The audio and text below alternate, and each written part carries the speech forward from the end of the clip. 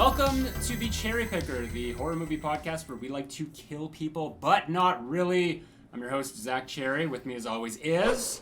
Come on, Sarah. I mean, you know how guys are. They lie about that all the time. They say that about everybody. Eddie of Edward is Truth.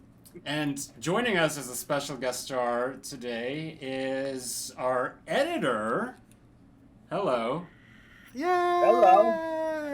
Sorry, I guess I should have prompted. Our editor, Jason Voorhees Gallotello, quite fittingly. So how's it going? Should I or I know Eddie does like the line from the movie. I'll just say a line from a random movie, like I shot him 6 times. Tell the sheriff. Tell him I shot him. You're as our guest. You can do whatever line you wanted. I love that Eddie picked a very just a long one. Like okay. Yeah. Like, oh God. I wasn't sure let's if it floor was sentences. or if it was gonna be the line of noted Jason expert Rod Dyer. Because lesser Jason hunters might not realize when Jason is killing them. Oh, right. He's killing me! Rob Dyer. Awesome. Well, we have Jason on to chat about Friday the 13th, the final chapter, which was released April 13th, 1984. This is the year of the 40th anniversary, and as you probably know if you've been following the Cherry Picker, we are, we're being very conservative with, when we do the Friday the 13th, and we only like to do them when a Friday the 13th is near, so, we're coming up to one this month. So here we are, the final chapter, but not really. It's not almost like really, the Cherry no. Picker, like we like to kill people, but not really. So before we get into the whole, song and dance of what we usually do, Jason, did you want to kind of chat a little bit about yourself and your, your history with horror as a fan of horror and just sort of like how my history with horror, with the Friday the 13th at least probably started when my 10-year-old self ran from the room when the trailer was on TV.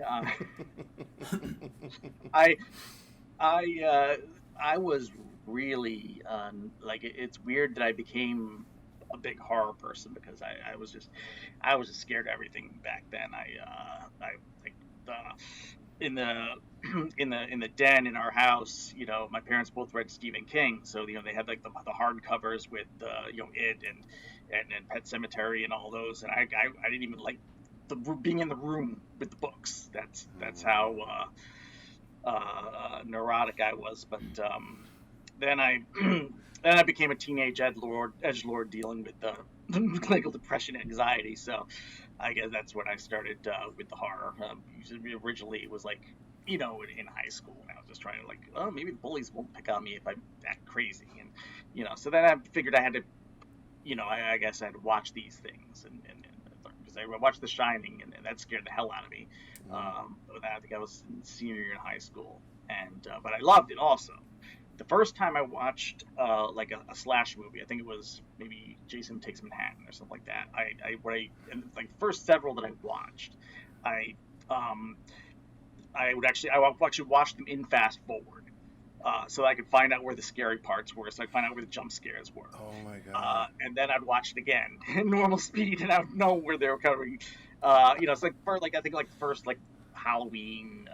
First Texas Chainsaw, but then after that, I just started watching them, and I had all the Fridays I had on VHS at one point. Not anymore. Not anymore. No, I had so many. In my 20s, I collected so many.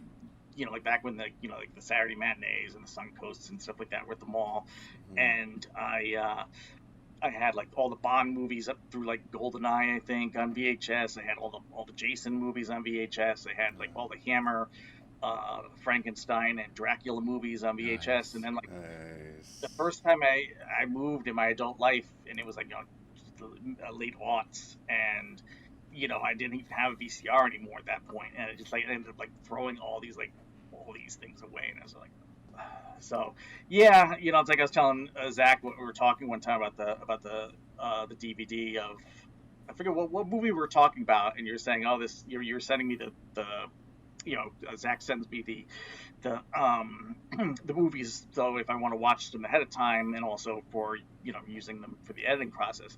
And he said, oh, this one's just a DVD. And I said, oh, pretty much most of mine are DVD. I said, I maybe have like a few Blu-rays now.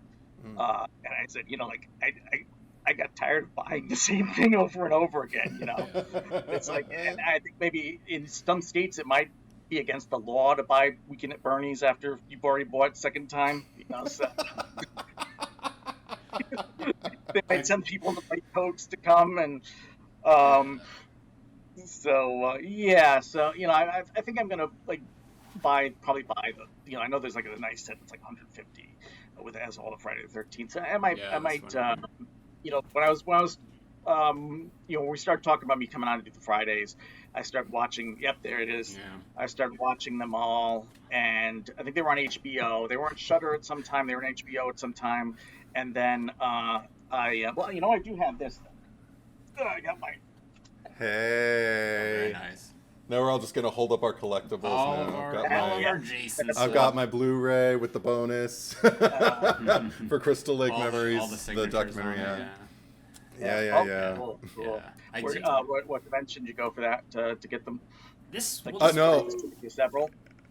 The autographs I got because somebody else got them, and I just purchased it on eBay for the Crystal Lake awesome. Memories. Yeah, but I have a roster of all the people. Joe Zito, director of the movie we're discussing today, is one of the people who signed it. So I love that you still say like it's like just one name, like Joe Zito. Is that if that's what it sounds like? I mean, Joe Zito. We're old pals at this point. Joe Zito and I. Some people call him Joseph, but we dispense with that extra syllable because we know each other so well. I'm being sarcastic if anybody doesn't understand. Like Joe Zito or like Paul Verhoeven. Josie Doe. Yeah, we went to school together when he was Josie Doe. I was Eddie Spaghetti. Dozy Dotes, Yeah. Josie Grossi. Yeah. But anyway, yes. Yeah. So horror played a significant part in your life as well. I definitely heard in terms of just like the making yourself. I don't know, doing what you have to. It made me think about my time when I was going to school out in New York, and I loved walking the streets really, really late at night, but I didn't ever want anything to happen to me. And New York is a pretty scary place at night, and this was in the 90s. Right, I remember right. I just walked around with the craziest expression on my face, just this like dark.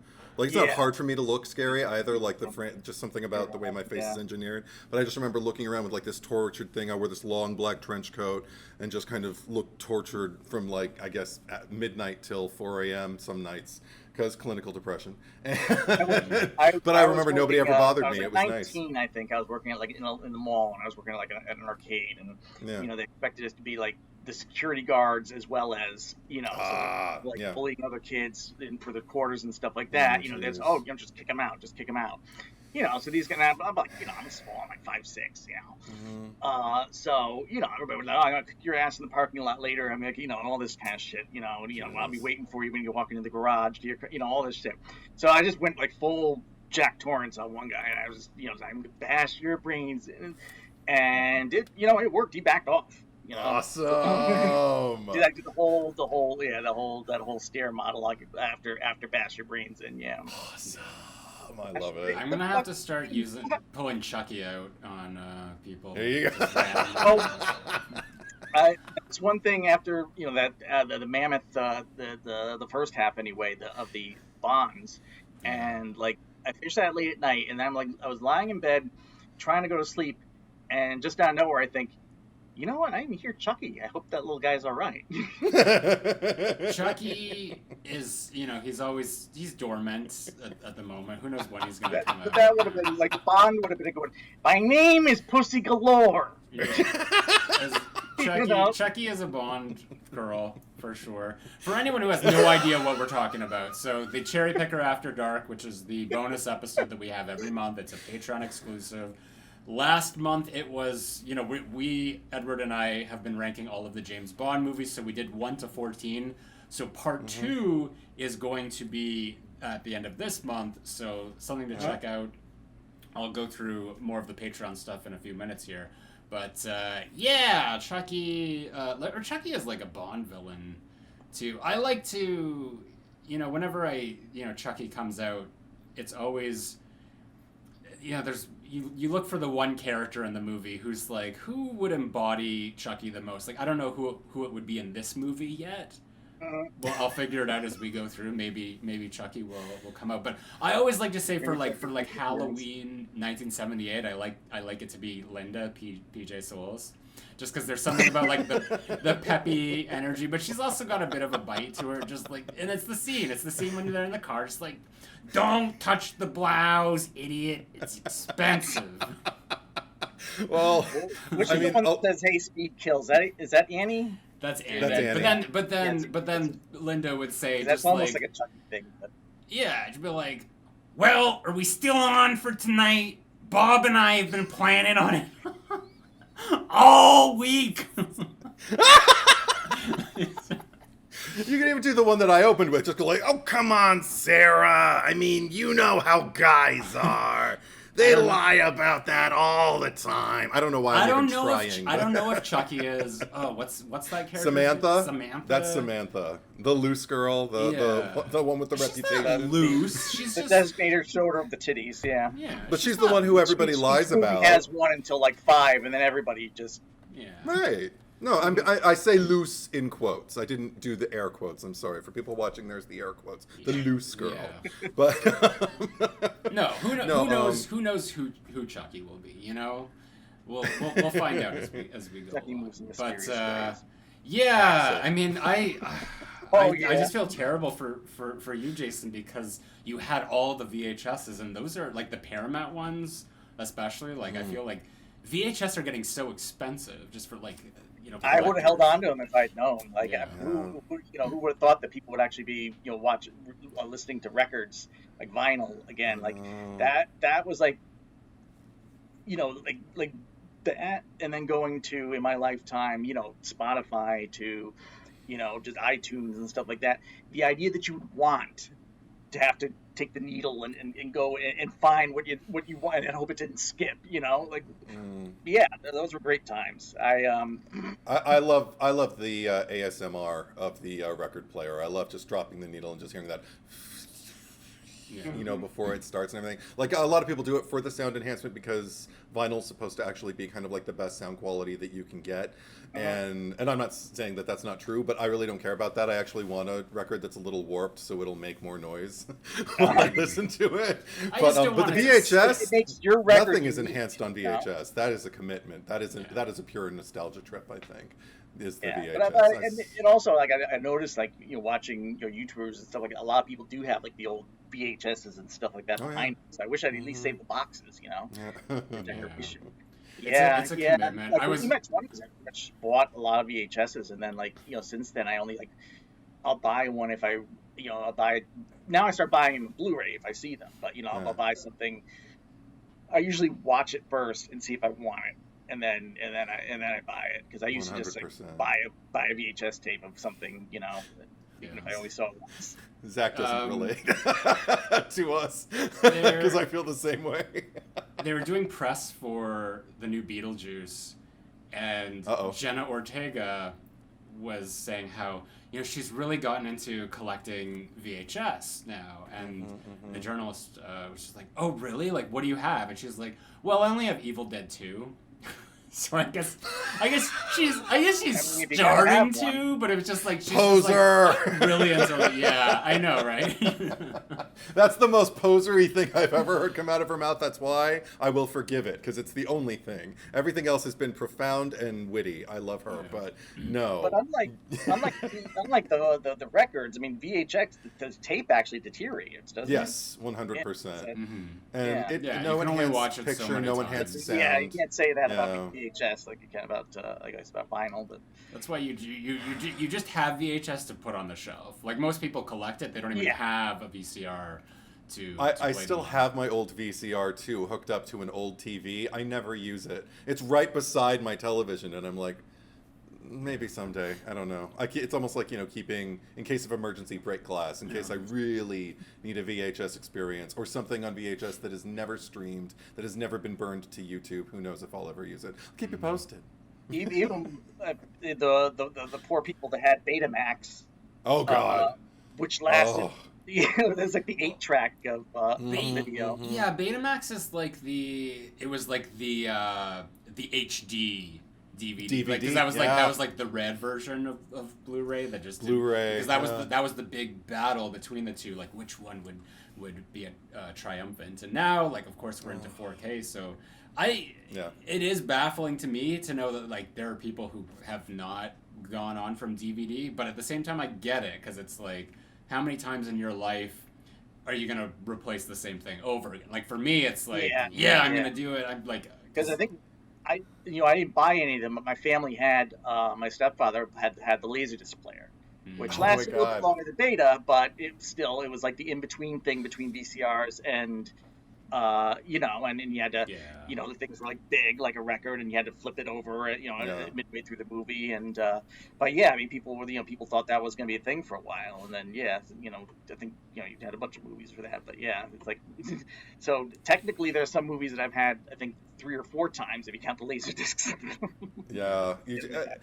That's why it's important, I think, not to chase the trends. Like, let it live, let it brew for like 2 or 3 years, and then if it's still around and it's still like the thing that like people are getting, and even more things are being released on it than were like the past couple of years, then maybe start thinking about getting a new machine and investing. That's how I've always run it, because I had so many wealthy friends who had Laserdisc players back in like middle school and high school, and I was so envious because it seemed like so cutting edge. It was really just SD on a record, but it was, but it looked so cool, and it had the pageantry of the LPs, which is something I always had an affinity for. But all of this nostalgia, like, I think can tie in neatly with the movie that we're discussing, because it's of the era. It precedes most of like the technology we're talking about, but it was released like in the VHS of it all, and somebody probably has a Betamax of it somewhere. I don't know. I haven't lived that long to see it, but did either of you have this on VHS? Yeah. Oh yeah. I had this. I had all of them at one point. Okay. All of them through Goes to Hell, because I think I think my VCR player broke before Freddy versus Jason came out on home release, so I just got that on DVD. It died with dignity before it had to put that inside of its self. The only Friday the 13th I ever had, because I did buy the original on VHS, because like there was maybe like a minute where I was buying VHS, and this is before I had DVD, so this would have been like the late 90s, and they had Friday the 13th, but it was like, do you remember the artwork of like the old Paramount DVDs where it just like it was a lot of the silhouette stuff, but it wasn't like the official Friday the 13th. It was like there was like a lot of like forestry in the artwork, and it didn't look good. But I had it, and I probably, like most of the VHSs, I guess they just went into a garage sale or something. But having said that, let's just go over some quick housekeeping before we get into everything. So I do want to just say that, the Cherry Picker is available for early access if you are supporting me on Patreon. So that is Zach Cherry, patreon.com/Zach Cherry, ZACKCHERRY. You will get early access to all of our episodes, and also if you are supporting at the Freddy Krueger tier, you'll have access to the Cherry Picker After Dark, which does include those James Bond rankings that we were talking about earlier. But also, there's a lot of other things. There's like the Final Girl rankings. There's like 30 After Dark episodes, and they're all really long. So if you enjoy listening to us, banter for hours incessantly, that might be for you. But having said that, I do want to thank some of my top tier Patreon supporters. So to the Michael Myers tier, thank you to Kyle Beard, Sam Levy, Ellie Hamouche, Shane Allingham, Tim McKay, Stephanie Starbright, Horror Slut 95, Bruce the Genetic Jackhammer Rando, Gary Blasick, Josh Carr, Gemma Lou, Michael Boswell, Brandy Beebe, and then the Ghostface tier supporters, Eric Champney, Daniel Saturn, Baby Ghoul, and Garrison Nichols. So thank you very much to all of them. And this is where I usually say thank you to our editor, Jason Voorhees Gallotello. So thank you, Jason. You're welcome. We're going to record this, and then we're just going to be like, hey, now you put it together. No, your problem. Yeah, it's my time, right? So we can go 3-4 hours, and I'll be the one paying for it. Yep. We'll try not to go that long, but No. Edward, did you have a premise, and did you also have, I guess, the info of like where can people watch the final chapter? Yes and yes. What would you like first? Just let's do the premise. Okay. You got a voice preference? Well, why don't you do it in your little, like, come on, Sarah? You know. Oh my god. I'm going to sound like Elmo reading. After being pronounced. But okay, I'll try. Come on, Sarah. It's hard. It's really high. I don't usually use that part of my voice. But okay. After being pronounced dead and transported to a morgue, Jason Voorhees spontaneously revives and stalks back to Camp Crystal Lake, where an unsuspecting family and a group of horny teenagers reside in their respective country houses 5 nights after that now infamous Friday the 13th, the final chapter. So, is that just like bad ADR? Because like there was a lot of times where she would be talking, but it would not be syncing up to her lips at all. Like when she was in the water. Oh, when she was in the water, that probably was bad ADR, because also you're catching all that ambient noise, and usually you can catch all the ambience you want, and then take it out and then lay a track that you have some control over, to establish the sound. So, she's probably poorly ADR'd all of her, or most of her outdoor stuff. Or maybe like everything was just re-recorded after, like she did the lines, and then like afterwards she came in and she just was like a little bit like pitchier, or just like, Well, so I mean, that's one exchange. And she does say, actually, come on, Sarah, twice. Yeah. Because, again, when she's, like, at the pier and they're all skinny dipping, and she's like, come on, Sarah, skip and dip, or something like that.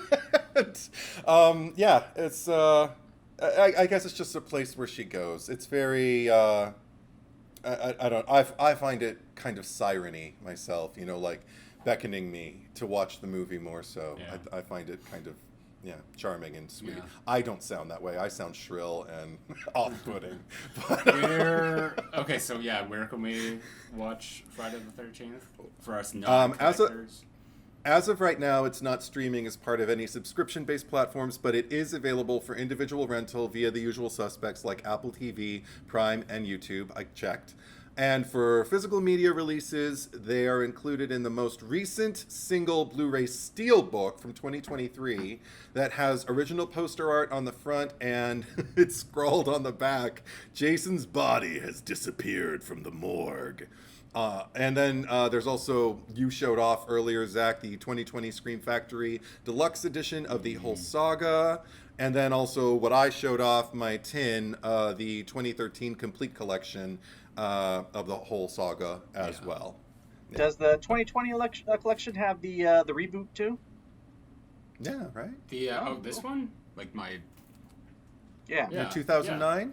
Yeah. It has all 12, as you can see. And a bonus disc. Focus. I flipped them all around so they'd have their original. Ooh, fun. Title, yeah. Anyway, as opposed to the Shout Factory. Well, the show, everything was just like, it looked very uniform, and it was, if you prefer that instead. But I liked how eclectic it looked that way, and it's spun around on the shelf anyway, so you can't really see it. Yeah. Fun stuff. Individual cases, though, that's good. I have sleeves that I have to I drag really mine like out of every time I watch and it's unfortunately I don't think it's on here. It's just like all it is Hellraiser. it says the final chapter, but the original artwork for this movie, like even years before I'd seen it, I always saw it in the video store because it's just the mask and the knife, like right through the eye hole. Yeah. Yeah. It's a good one. Yeah, right. That poster. Minimalist. Mm-hmm. But it's immediately identifiable. I can look at that and go like, final chapter, like, because I'm that was asshole. Also the Nintendo game had that as the opening screen, had the hockey mask and the knife would come down into it. Yeah, because they knew how our brains work. That we're going to look at it and go like, Friday the 13th final chapter. I put the right game in. I wanted to kind of like kick the ball off here, because we did talk about this, and actually, Jason, you asked me beforehand, like, are we going to be ranking these? Because that's what we've done traditionally, Edward, you and I, every time we've done a new one, but we're only ranking them like based on what we've covered so far. So this, we've done 1, 2, 3, 4, and we also did Freddy versus Jason. So like we added that into the pot. But if everyone was comfortable, we could find out where we sit with everything so far. Who wants to go first? That's the question. I have no shame. I'll go first. Okay. Go for it. Yeah. I always used to really love this one. Like, this was like, it might have been considered my favorite. It was either like this or part 2. And I think after watching part 2, and when we did part 2, and now especially watching this, like, my ranking would go part 2, final chapter, original part 3, Freddy versus Jason. So just based on the ones that we've covered here so far. Okay. Yeah. I'll just say, because it's quick, I have the exact same ranking as of right now. Okay. 2, 4, OG, 3, Freddy versus Jason. Yeah, I can say without really thinking about it that hard. It makes all the sense in the world to me. How about you, Jason? I think so. Of the 4, I think final chapter I put at the top, then original 2 and 3. Freddy versus Jason is kind of weird for me, because I think about it, like, if Freddy versus Jason was a movie that was made in like 1986, obviously like practical effects instead of it would be number 1 at this point, because for it's Freddy, it's Jason, they fight, and I mean, for the 80s, like for the middle of the the real Friday the 13th craze, that would be but I have to take something away for the fact that it was basically in development for like 15 years or whatever it was, that probably hundreds of scripts came across people's desks, and then this is what they ended up doing, and also and also knowing about how they kind of like snubbed Kane Hodder and all that kind of stuff. Then you kind of I kind of have to like look at it as its own thing, like kind of separate, and it has things that I like about it. There's definitely things that I like as far as the way they went about it. The fact that they knew that Jason was killing people, like immediately, like first victim, everybody knows, okay, Jason Voorhees is killing people, which is kind of like we'll see with this one when we talk about it later, that it's not just the same, everybody's in one location and nobody knows there's somebody killing people until there's one left, and then they run through the funhouse of corpses. So I like that this is one of those ones that did something different as far as how it was set up, but it has the most unlikable characters. I mean, and for Friday the 13th, that's saying a lot. Things like 5, and I just the characters in Freddy versus Jason, I just couldn't wait for somebody to kill them. Yeah, I think you've said in your final girls, I think you ranked the final or the final couple or whatever, you ranked them fairly low, because they're just they're not fun to watch. I mean, Monica Keena as like because we're just talking about her in that role. It's like it's ridiculous, but I mean, like, there is something to still enjoy with that. I think that one of my least favorites of the Friday the 13th franchise is the one from part 8. because that couple and like they're just like they're all like they're the ones who are like responsible for everyone's death around them. So it's usually things like that I like, cause she crashed the car into the wall with the teacher in it, and then the guy, because when they're all like abandoning the ship, they're like, let's get the other students, and he's like, no, they're probably dead. Let's just go. And sorry, what was that, Jason? You deprived Jason of a kill. Yeah, exactly. It's like the most deserving. Like, it'll be interesting when we do get to like the cherry pickers for some of. I mean, I'm interested in the one for this one, but in terms of like the final girl for the final chapter, I really like Trish. Like I especially like towards the end. I mean, I was when I was making notes, I mean, she's very competent. She hit him with the TV, she stabbed him, she hit him in the neck with the hammer. She did not give up. Like there was. And then even when he was on top of Corey Feldman, she's punching him in the face. Yeah, I don't think she needed Corey Feldman. She would have handled herself just fine.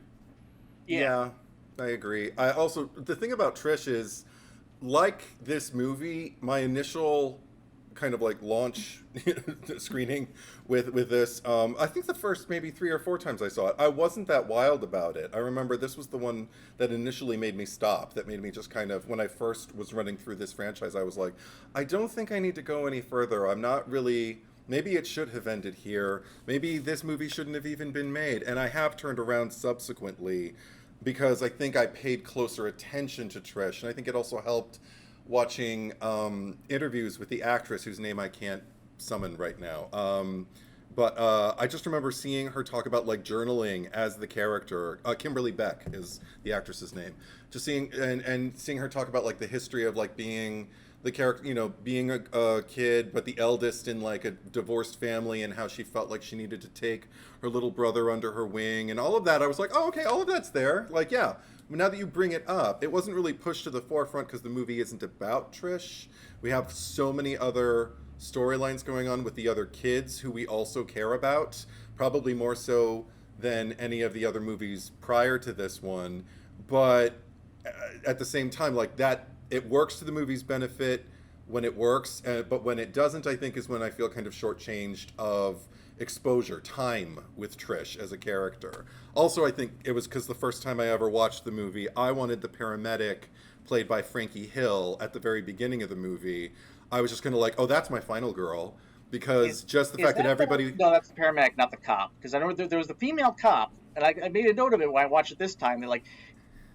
she kept getting the close-ups, like it looks like she's like the final, like she's a major character. And then she's only in 2 scenes. She's like in when they're taking the body away in the barn, and then again when she's one of the ones that wheels the body into Axel's morgue. Like the way the camera's on her, it looks like she's gonna be more important than she is. They even gave her a name. Her name's Lainey, and I just remember, like you said, like the close-up, it's very Adrienne King-like in the first movie. Like, we're focusing on her. And also the fact that everybody is so kind of like business as usual. I love that the size, the scope of the establishing shot of the helicopter looming over it, lighting, everything, because people have been searching all day. And for just kind of recovering bodies and whatnot, and getting, just trying to get the lowdown on everything.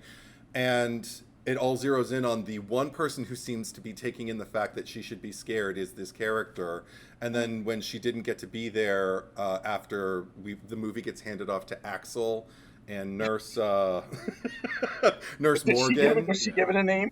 Yes, her name's Nurse Morgan. Sexually harassing her. R. Morgan, named after Robbie Morgan. Yes, of the first movie. See, I don't know if I agree with you in terms of like that Lainey should have been the final girl, but I think she definitely. That was my attitude the first time I saw the movie, just the first time. I don't carry it from now on. All right. Well, I think that she definitely should have been like whatever this opening scene victim should be, because that I guess at this point traditionally with the Friday the 13th of the first 4, there's always been sort of, it might not be the opening scene because there's like the prologue or just like the previously on Friday the 13th, and I mean typically like the first movie, like there is the sort of like the flashback stuff that was like in the 50s, and because a lot of the stuff that happens with Annie played by Robbie Morgan, is it's sort of like interwoven with a lot of like the Adrian King stuff and Kevin Bacon and all them coming there. So I don't really consider that sort of like a setup or like a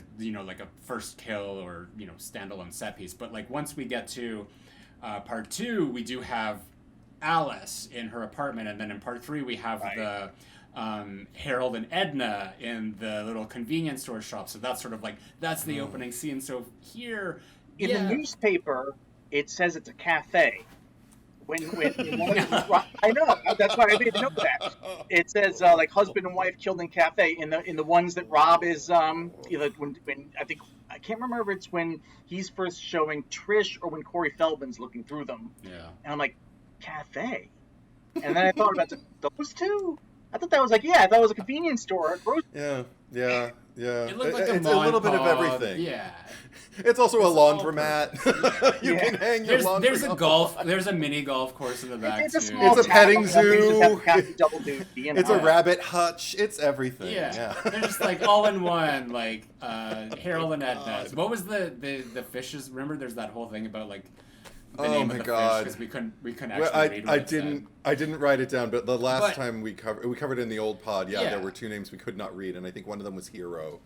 Something in Hero. Yeah, but the thing is like that. This seemed like it was establishing that character Lainey as like a big part of this, or like of being this like opening scene victim of someone that like at least like you care enough about, or you're just like given enough exposure, or you're like in her experience to be like, okay, let's do this, and then she just sort of like passes off to Axel and the nurse, and I mean I don't know if like what they were going for here. I guess they're just sort of like, well, we gotta get him out of the morgue. Like that's the thing. This movie's like in a bit of a rush. At times, it's also like a bit of like it slows down. But I think that they could have done a lot better, because even like the transition between the hospital and then I guess when we're first introduced to Trish and her mom jogging in the woods, it just feels like it's a little bit jarring, because it's like all of a sudden like it's the next now scene. Look at these people. Now here's other people, and we're looking at them. So I think that the opening like I loved the previously on, where they kind of have a collection of like the first 3 movies, and like the campfire story of just like Jason's out there, hungry. He's hungry. And then the scene that you're talking about with the helicopters and all that, like just great transition. So that all works well, but I'm not really into the whole like morgue stuff. Like it's silly. Like he's got his like the ladies on the TV doing their dance, but he has the saddest porn. Yeah, because it's not even it's not even really porn, No, but it was easily accessible porn for the 1980s. Was like aerobic, seriously, because women were scantily clad, they were bending, they were bouncing, they were breathing, and it was filmed. I think that the one that they showcased for this movie was not particular in its like kind of like focusing on like lips and skin and everything like that. I mean, just trying to like look as attractive as possible.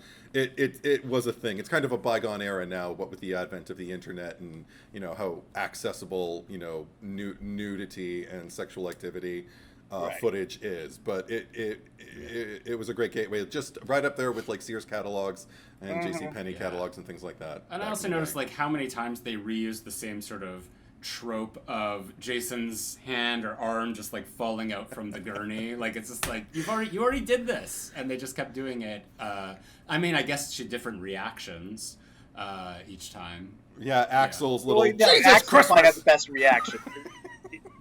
Holy Jesus, God damn! Holy Jesus, jumping Christmas shit! Christ. And then, you're right. Totally. And she's like, "You better get that sucker on ice." Oh my God, that's what I knew the first time I watched it. I was like, maybe I don't want to watch this. Was when he said, "Where are you going?" "I'll tell you where I'm going. I'm going crazy." And I was like, okay, the acting is terrible. It's not. This is not making me laugh. It's making me sad. Like, okay, at least she's getting back to her job. And this is like from a 14, 15-year-old boy.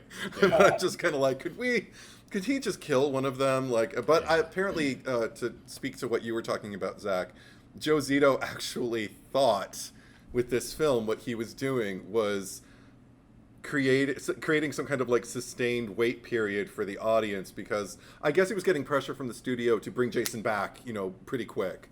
And he said, no, I want the audience to almost will him back into animation. I want them to wonder, is Jason ever going to come back? And maybe based off the pressure he was getting from the studio and from, the people above his head, I guess they would have preferred for Jason to come back even earlier.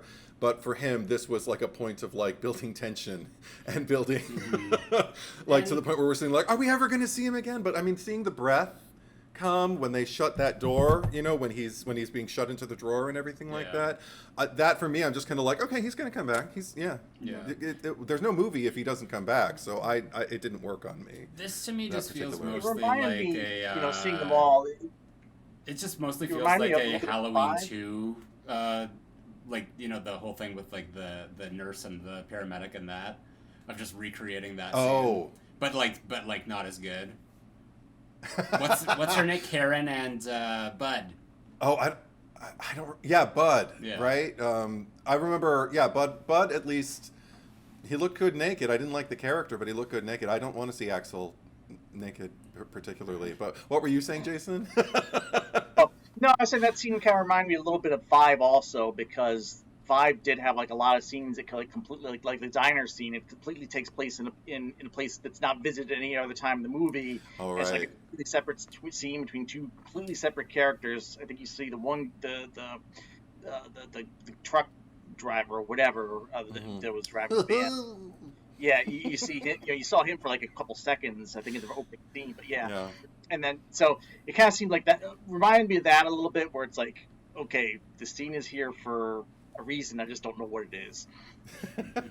I was like, well, but the interesting characters off screen, now why are we here with these people? But luckily, I mean, like I said, they weren't long for this world. Now I can appreciate like the fact that Axel dies as quickly as he does, and I like the kill itself, the way they take that little kind of like surgical hacksaw to his neck, because it still made me go a little like, ooh, like it's that's one thing I also really appreciate. If we can talk about the Jason Voorhees of this movie, Ted White played it for this one, John Wayne's former stunt double, and I know that he thought this job at the time he was shooting it was a little beneath him, but it was a paycheck, and he showed up. He didn't crap on the job while he was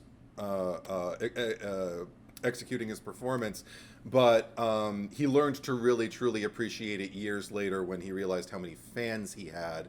And I think rightly so, because this is probably, I know Kane Hodder's just a couple movies in the future, but up until now I think this is probably the most imposing Jason we've had yet.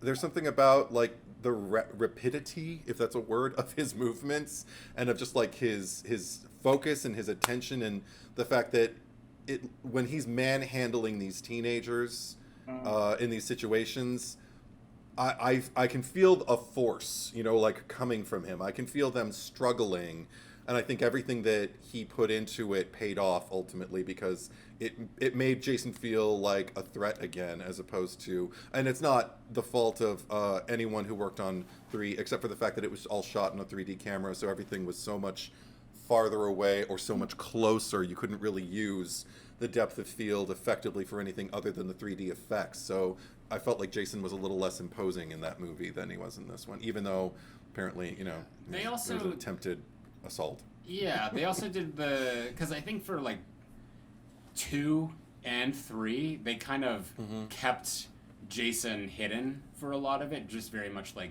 Pamela Voorhees in the first movie. And in this, like, because there's usually the moment that comes at the end where it's just like he's revealed, and they kind of go back to doing it in part 5 when Roy bursts through the door, and that's the first time you really get a good look at him in the mask with the blue chevrons.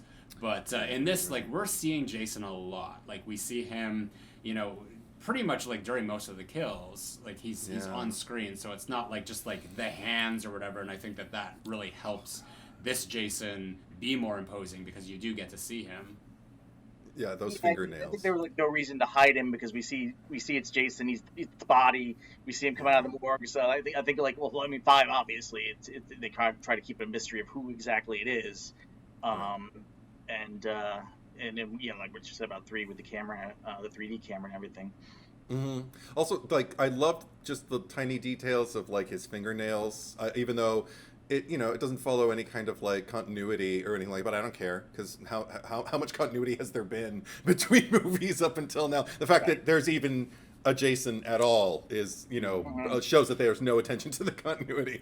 But just like the brown, like the weird, they almost look like, I don't know, like wood chips or beetle wings or something, like on his fingernails. It really makes it feel rustic. And I think a lot of that is credited to Tom Savini, who's came back after the first movie. Here he is again doing a lot of these effects, like the Axel kill, like really going for that visceral, like nasty, like turnaround. And I feel like they're still doing it in a way that it's funny to me now that like parents and Christian groups and all that were so like about this, because it's like the cutting is still like it's very quick, but it's still effective. It's not like anything is like lingering way too long to like get to that point where it's just like this needs to get cut. This is inappropriate.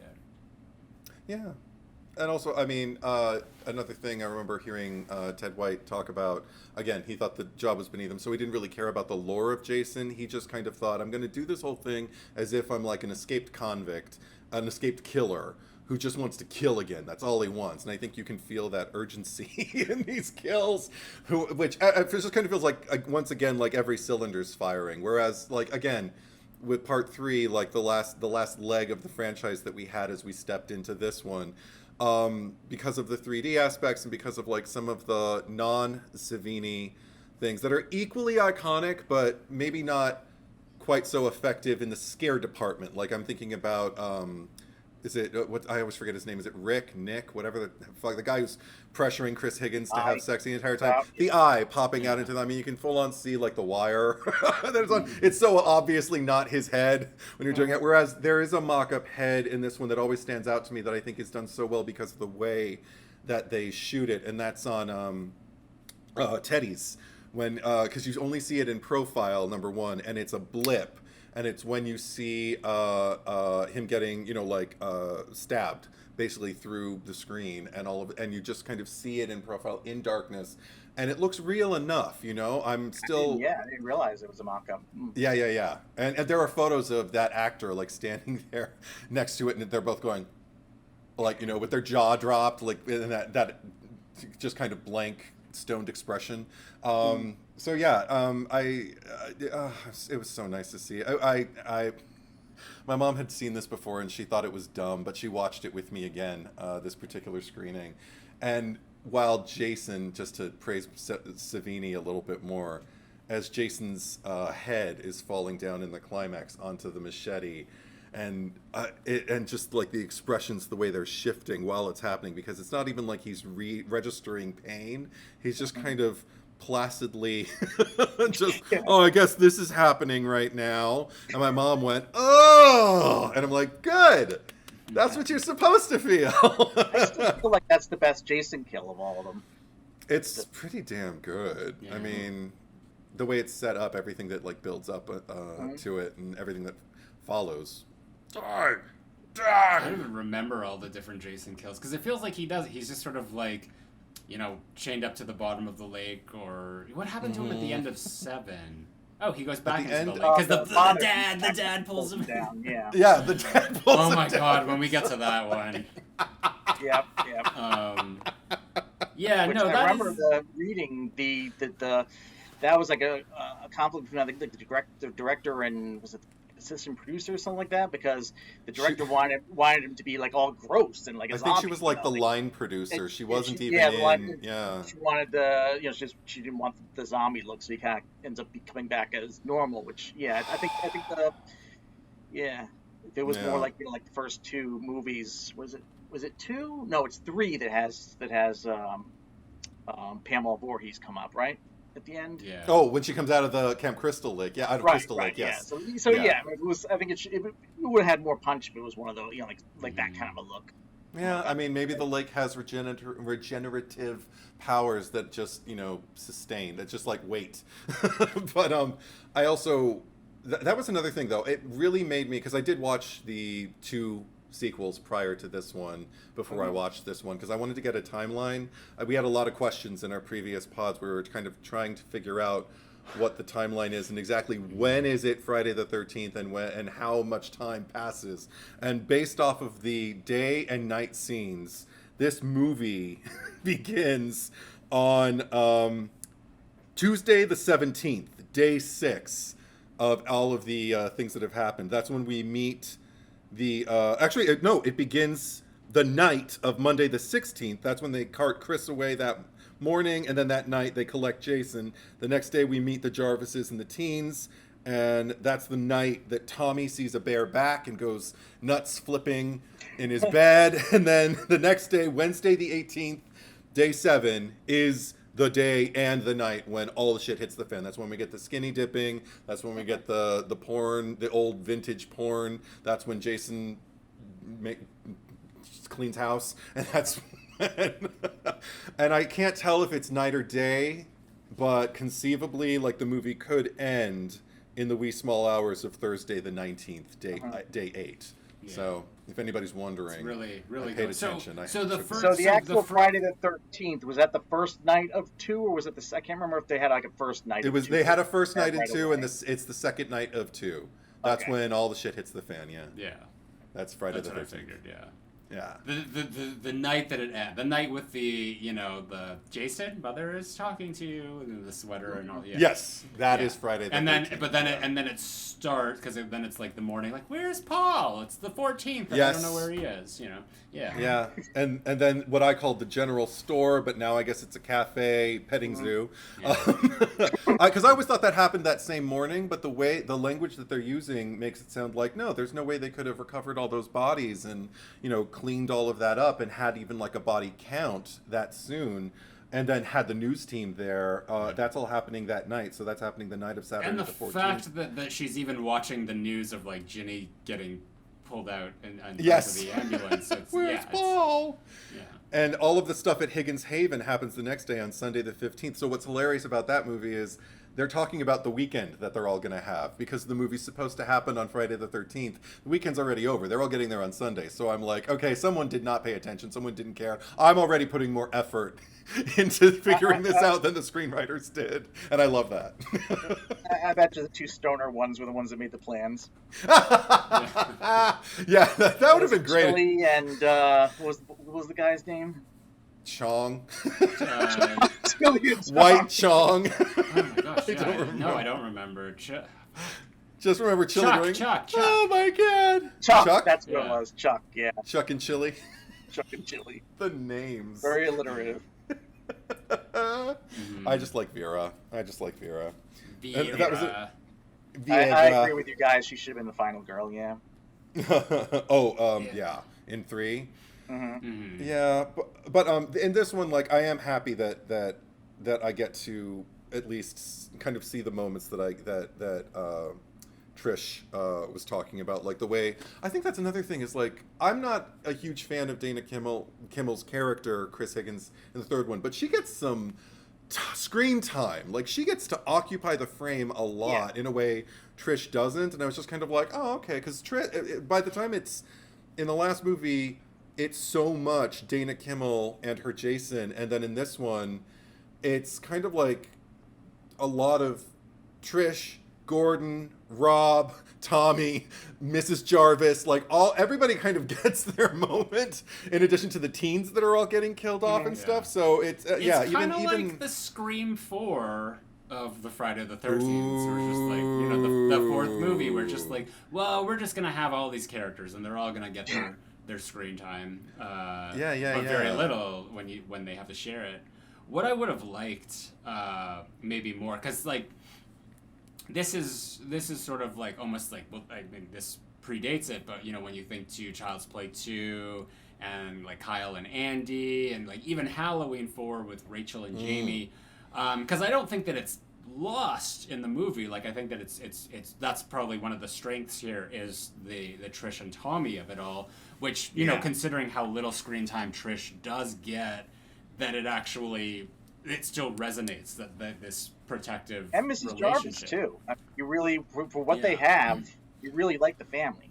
But yeah, what I would have liked is maybe like a lot more time with them, and to kind of like develop more like Tommy himself. Like they kind of set up this character like he's a bit of a loner. He's got this like whole like he's doing the masks and all that. And I like Edward, I'm pretty sure we talked about this at one point before. I don't remember. But if it was actually a thing, rather than having this ridiculous conceit of Tommy at the last minute like shaving his head and just being like Jason, and somehow like turning like several shades whiter in the moment too, and looking like waterlogged.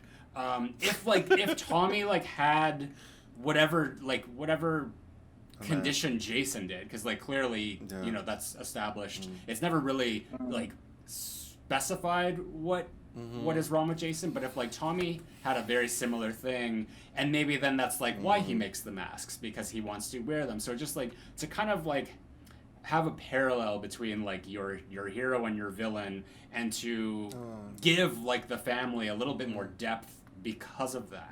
And then more of a reason for Tommy to go up against Jason at the end, and for Trish to be why she's even protective of Tommy in the first place. Or even if it was like a Tommy Doyle from Halloween, where you showed him getting bullied or something, if there was something that that he, you could have a parallel to Jason, even if he wasn't like fully deformed, just the fact that he was other, Yeah. It's also Derek Mears, the Jason of the 2009 remake. He spoke to what it was like for him to watch the movie as a child, because he had and has alopecia, which means that you just don't grow, hair in most places that people commonly grow hair. And so as a little boy, he was bald a lot, or even just kind of spotty, like would only grow hair in certain sections of his hair. So when he saw Corey Feldman go up and shave his hair like that and then come down the stairs and look like that, he was just like, oh my God, he looks just like me. And he was having the same reaction as a little boy, that the little boy of Jason Voorhees, like that he's still kind of like, locked into that mentality, even as a murderer.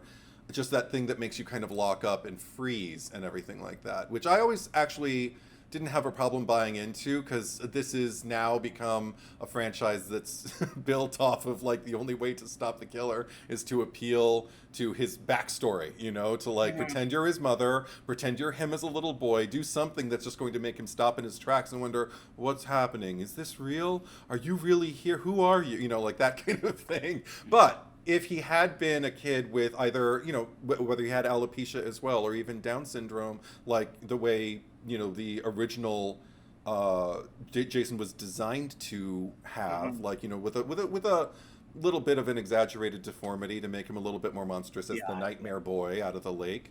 But if Tommy had been closer to that, I agree. I think if they could have been a little bit more focused on Jason as a character and less as a heavy, maybe we would have gotten something like that. But I also know Joseph Zito was juggling a lot of things in terms of making this movie. Because another thing that didn't quite get across, but I've heard Joe Zito, my good friend, talk about this, about Mrs. Jarvis. The look. I always read this one particular way, and then when I found out his intention was not that, it's when the kids first arrive at the house across from the Jarvis household, their little cabin, and she's just kind of like looking out the window, and she's not happy about them being there. She's just kind of looking very cautiously at them. And I always read that, even as a kid, as, oh, she knows that young people and whatever these young people are going to be doing could bring Jason. I always thought she knows the legend of the boy from the lake, and she was reading the newspaper, a little earlier. She could know that like there have been some killings around here, and maybe he got apprehended. Maybe she doesn't know that he's escaped yet, or that he's still alive, or anything like that. But just like I don't know how I feel about this. That's what I always thought was happening. Joseph Zito wanted that moment there because in his mind, this is a franchise that is predicated on mothers as killers, and he wanted there to be a question of, could Mrs. Jarvis be the killer? Which I never got. Did either of you ever think? No, it just seemed like her, just like, oh great, like trouble, teenagers. But you spoke to something that's like really interesting, is the fact that Jason, I mean, for all intents and purposes of like the news, if you were reading the newspaper the day earlier, is that all this happened and the killer was killed and, you know, taken to the morgue and whatnot. So now that, I mean, you know, probably news wouldn't have come in that night, but surely like by the end of the day, or like listening to the radio or anything in a community like Crystal Lake, there would be a little bit more panic, and you don't get any. That's what I had a note about that too, where they're like, there's been like, you know, 2 mass murders in the last few days in a small in your neighborhood, basically near this lake, and nobody knows about. That's what I like, Edward. You're because now I'm thinking, because that makes it, because before I'm like, how, like, she's worried about the kids, but there's been 2 mass murders. I think the kids are the least of your problem. Multiple murderers. Don Mancini would want us to say multiple murders, but yeah. So that like, I like that explanation, because at least it makes at least she's like thinking of Jason and what's been going on, whereas all these characters seem to. You think they'd warn the kids too, you know? You'd think, but I mean, again, this is the 80s, even though it's like 5 years in the future, so I guess it's like 85 now that we're in, or 86, but but it's still like, I mean, I think the Dare programs and the Stranger Danger programs and all of that were still very, very early, and also these kids probably didn't go to school for any of that. They were all probably little kids in the 70s, so, you know, they were used to just throwing caution to the wind and just, you know, going off and just living their lives, and my parents don't know where I am. Good, you know. And they had their own thing, like, they were not locals, obviously. They, you know, came in from wherever. Like the biggest drama was that whatever the girl's name didn't come along on the trip with Crispin Glover on the weekend. Blowjob Betty, BJ Betty. Whatever happened to Mary Jo Conrad? Conrad? Is that what it was? 3? It was Mary Jo Conrad, was the girl that I could have spent that the weekend Rick could have spent his weekend with. Yeah, it's not the sweat of a lover on his forehead, because he's such a prick. BJ and Betty, though. Not BJ Betty, not Mary Jo Conrad. Yes, Jason? What I thought was funny about that first scene is that, like, first they start, and that's something else, you know, like nostalgia. The Miss Lucy or Miss Betty, I think the jump rope, the skip rope. I looked it up because I like, wow, I haven't heard that since I was like, you know, in 3rd or 4th grade. that they're singing, they're going through the you know, Miss Lucy had a steamboat, the steamboat had a hell, had a bell. Miss Lucy went to heaven, and the steamboat went to hello operating. That's like the first time that, like, I mean, I've seen the movie before, but like, you know, it's kind of like they break into, you know, just the back seat people talking, and so quickly that kind of like, it never occurred, they didn't like really put together what they were singing, and I just this viewing, I was like, oh wow, I haven't heard that in ages. Yeah, I know. Well, Zach, you're the youngest. Has that still been around in your grade school? I don't remember. I'm trying to think of like. Because I wasn't like learning those things, but yeah, that was definitely something that made me think of the. I just saw the other kids. That just made me think of like the introduction to the characters in Evil Dead, because they have like a little thing too, and they're just like, da na na na na na da na na na. Right. Yeah. Yeah, that one I wasn't familiar with. That's before my time, but yeah. And then Bruce Campbell with his just like looking right at the camera, and and the one girl just like, well, I think we're gonna have a good time. Yeah, you know. That was what was going on in the station wagon for these kids. Yeah, I wish that but it felt like it was so. Teddy and what's Jimmy it's like they're gonna be the main characters. Yeah, it's just like I would have liked to spend some time with like the other two, but I mean they do get their moment, because there's the infamous like, come on Sarah scene in the bathroom, and they're just like, you're gonna have the bunk beds, and you know, like all that. Really? But I feel like we didn't really spend any time with like the other two. Well, the one played by Peter Barton, is I think. Doug? His name. Yeah, Doug. I don't even. Yeah, character names. That's the thing. But like, because he had the thing with Sarah. But the other guy, he was just sort of like, I don't think we spent any time with him. Yeah. Yeah. No. He's the hat guy. Paul's objet désir. That's what he is. Okay. He's got two, or is it? I mean, the other twin doesn't really care about him because there's also the. I wrote down their names and I wanted to remember who was who because I found it actually quite comical. Tina and Terry. Tina's the one in the pink pants. Terry's the one in the white. Yes. And I love that because it makes me think about. I just heard Margaret White in my head looking at Tina and at her pink pants and going, red. I might have known it would have been red because she's the freer spirit. She's the one who's going after Paul, and then when she can't get Paul. She's going after She's the spicier Jimmy. one. Or the hot one, as Jimmy says, even though they look exactly the same. But no, one of my favorite lines is when she's very dismissive to the sister because she's in bed with Jimmy and she's like, "You go. Don't forget to bring an umbrella. Don't forget your umbrella." Yeah, bring an umbrella. Yeah, she says with her really affected. They were both English too, which is funny because you get to hear her, "Bring an umbrella. I'm trying to sound American." And I swear she slides into it a little bit, her accent a little bit more when she's with Jimmy and he's asking her, was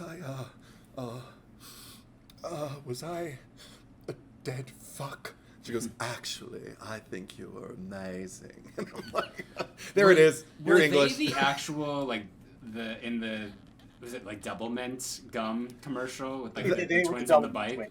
Yeah, it was confirmed in the Crystal Lake IMDb, Memories too. It says Wikipedia doesn't mention it, but IMDb it did say that they were, because that's why I was thinking, were they? It was around the same time period. Yeah, and it was confirmed in the Crystal Lake Memories documentary too. Yeah. They should have had the actors from those Mentos commercials be in all the Friday the 13th movies.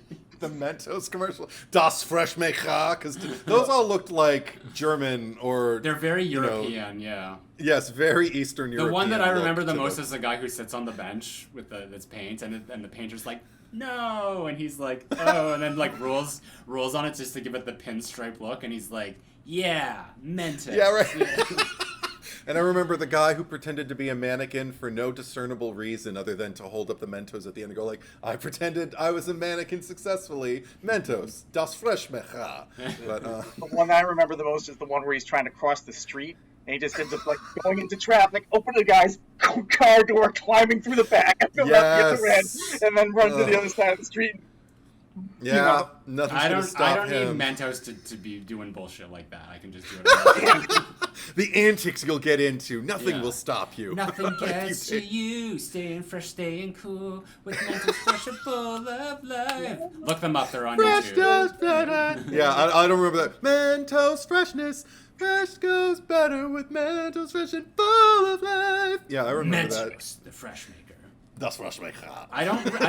You're doing this German thing. I don't remember that in any commercial. It's because Janine Garofalo used to have a bit that she would do in her stand-up back in the '90s when Mentos ruled the land, and she would always call it Das Freshmacher, and I just like it. I like it better than the Freshmaker. It's more fun. Combined with a spirit of more curiosity for the adventure ahead. Ha! Mentos, Das Freshmacher. Yeah.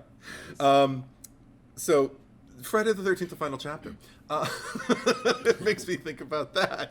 Because, can we address one of our favorite things to talk about? That it's interesting because all the things I know about this screenplay, it always seems to come from Joe Zito. So I feel like he's the one who kind of dictated what Barney Cohen was going to write, because he's credited as a screenwriter. Mm-hmm. And the only thing I ever got to hear Barney Cohen speak to in terms of his input on this particular screenplay was the ending. Because, and it's wonderful because in the Crystal Lake Memories interview that he did, he sits there and he talks about how great it would be if horror were something that was contagious, and that horror was something that could pass from one person to the next. So wouldn't it be great if the horror that Jason carried through the previous 3 films into this one would then be transferred. So the horror was now living housed in Tommy because of the extreme violence that he had experienced and had been subjected to and then had inflicted back upon Jason. Now the horror would follow Tommy into the next. I feel like... just keep saying horror. 5 years before Halloween 2018, huh? Well, I was going to say Halloween Ends, where, I mean, every character in Haddonfield also has a Brooklyn accent as well. Yes. So they're all talking about the horror. Maybe he wrote Halloween Ends. Maybe he's one of the 15 writers on it. Or at least an influence, yeah. But I mean, that was another thing that, and again, it happened even before that in spoilers for Halloween 4, horror passes from one generation to the next in more than one franchise, folks. And but in this one in particular, there's something about the way it's handled that I don't know. It just kind of gives me a little hug in my heart when I see it, particularly now, because I don't know. In a weird way, it makes it feel kind of epic and beyond like grim fairy tale, and then in kind of like the realm of, say, I don't know, J.R.R. Tolkien, or or is it just J.R.? I don't know, but Tolkien. And just in terms of like, you know, this universe of like, you know, evil that can, or horror that can pass from one person into another, because there's something about like Tommy being this. That's one thing that makes it work for me in terms of casting Corey Feldman as he is in the beginning, because even though there is a bit of an outsider to him, or just something that might not read on the playground to, you know, the regular children, in the fact that he's so already kind of tempted by horror as a plaything, and it's something as a means of creation, as a means of like something positive where he can like kind of like channel his talents and dazzle people like Rob. God, I would have loved to have been Tommy Jarvis and just drag a guy like Rob up to my bedroom when I was a kid and just show him all my stuff. Just like, look what I made. Look how talented I am. Aren't you impressed? And if he was, I would have just made my world. But by the way, R.I.P. I know, last June. Yeah. In June. Yeah. This year. What is it? It's Eric Anderson? Is that Anderson. Yeah. Yeah. He would introduce himself as just Eric Anderson. Eric but yeah, Anderson. What's the other? It's like Ethan Eric Anderson. I'm just trying to guess. It? Yeah. No, I have no idea. I have no idea. I remember him. He was on like a very early episode of CSI, and this would have been like the 2000s, so and that was like the time that I was like, you know, starting to watch these movies, so I would see him pop up. I'm like, oh my god, it's Rob. And yeah because it was still like, you know, 15 years removed, so it's just like, you know, he still resembled him close enough. Yeah. And of course, he infamously Melrose Place guest starred. Oh right, he was the therapist. You forgot. No, I did. Well, oh, come on. There's so much bullshit on that show. He was Allison's therapist, he was totally gaslighting her. Sorry, we got to go off on this tangent. He was 100% gaslighting her because he was flirting with her. He's like, we're going for lunch. He was making eyes at her, and then and got her to a point where she's just like, I'm sorry, I find you attractive, and I know that you're really into me, but, you know, I'm with Billy. And he's like, I'm not attracted to you, Allison. Like, this is just what I do with my patients. It's just like, take that man's license away from him now. This woman is, like, hanging by a thread, and, like, you're going to do that to her. It was amazing. You have to. But also, as a viewer who kind of hated Allison by that point, I was so happy to watch somebody fuck with her. Because she was so, it bloated her ego. It made her so happy that someone was paying attention to her in this way, and that he might, oh my God, does my therapist fallen in love with me?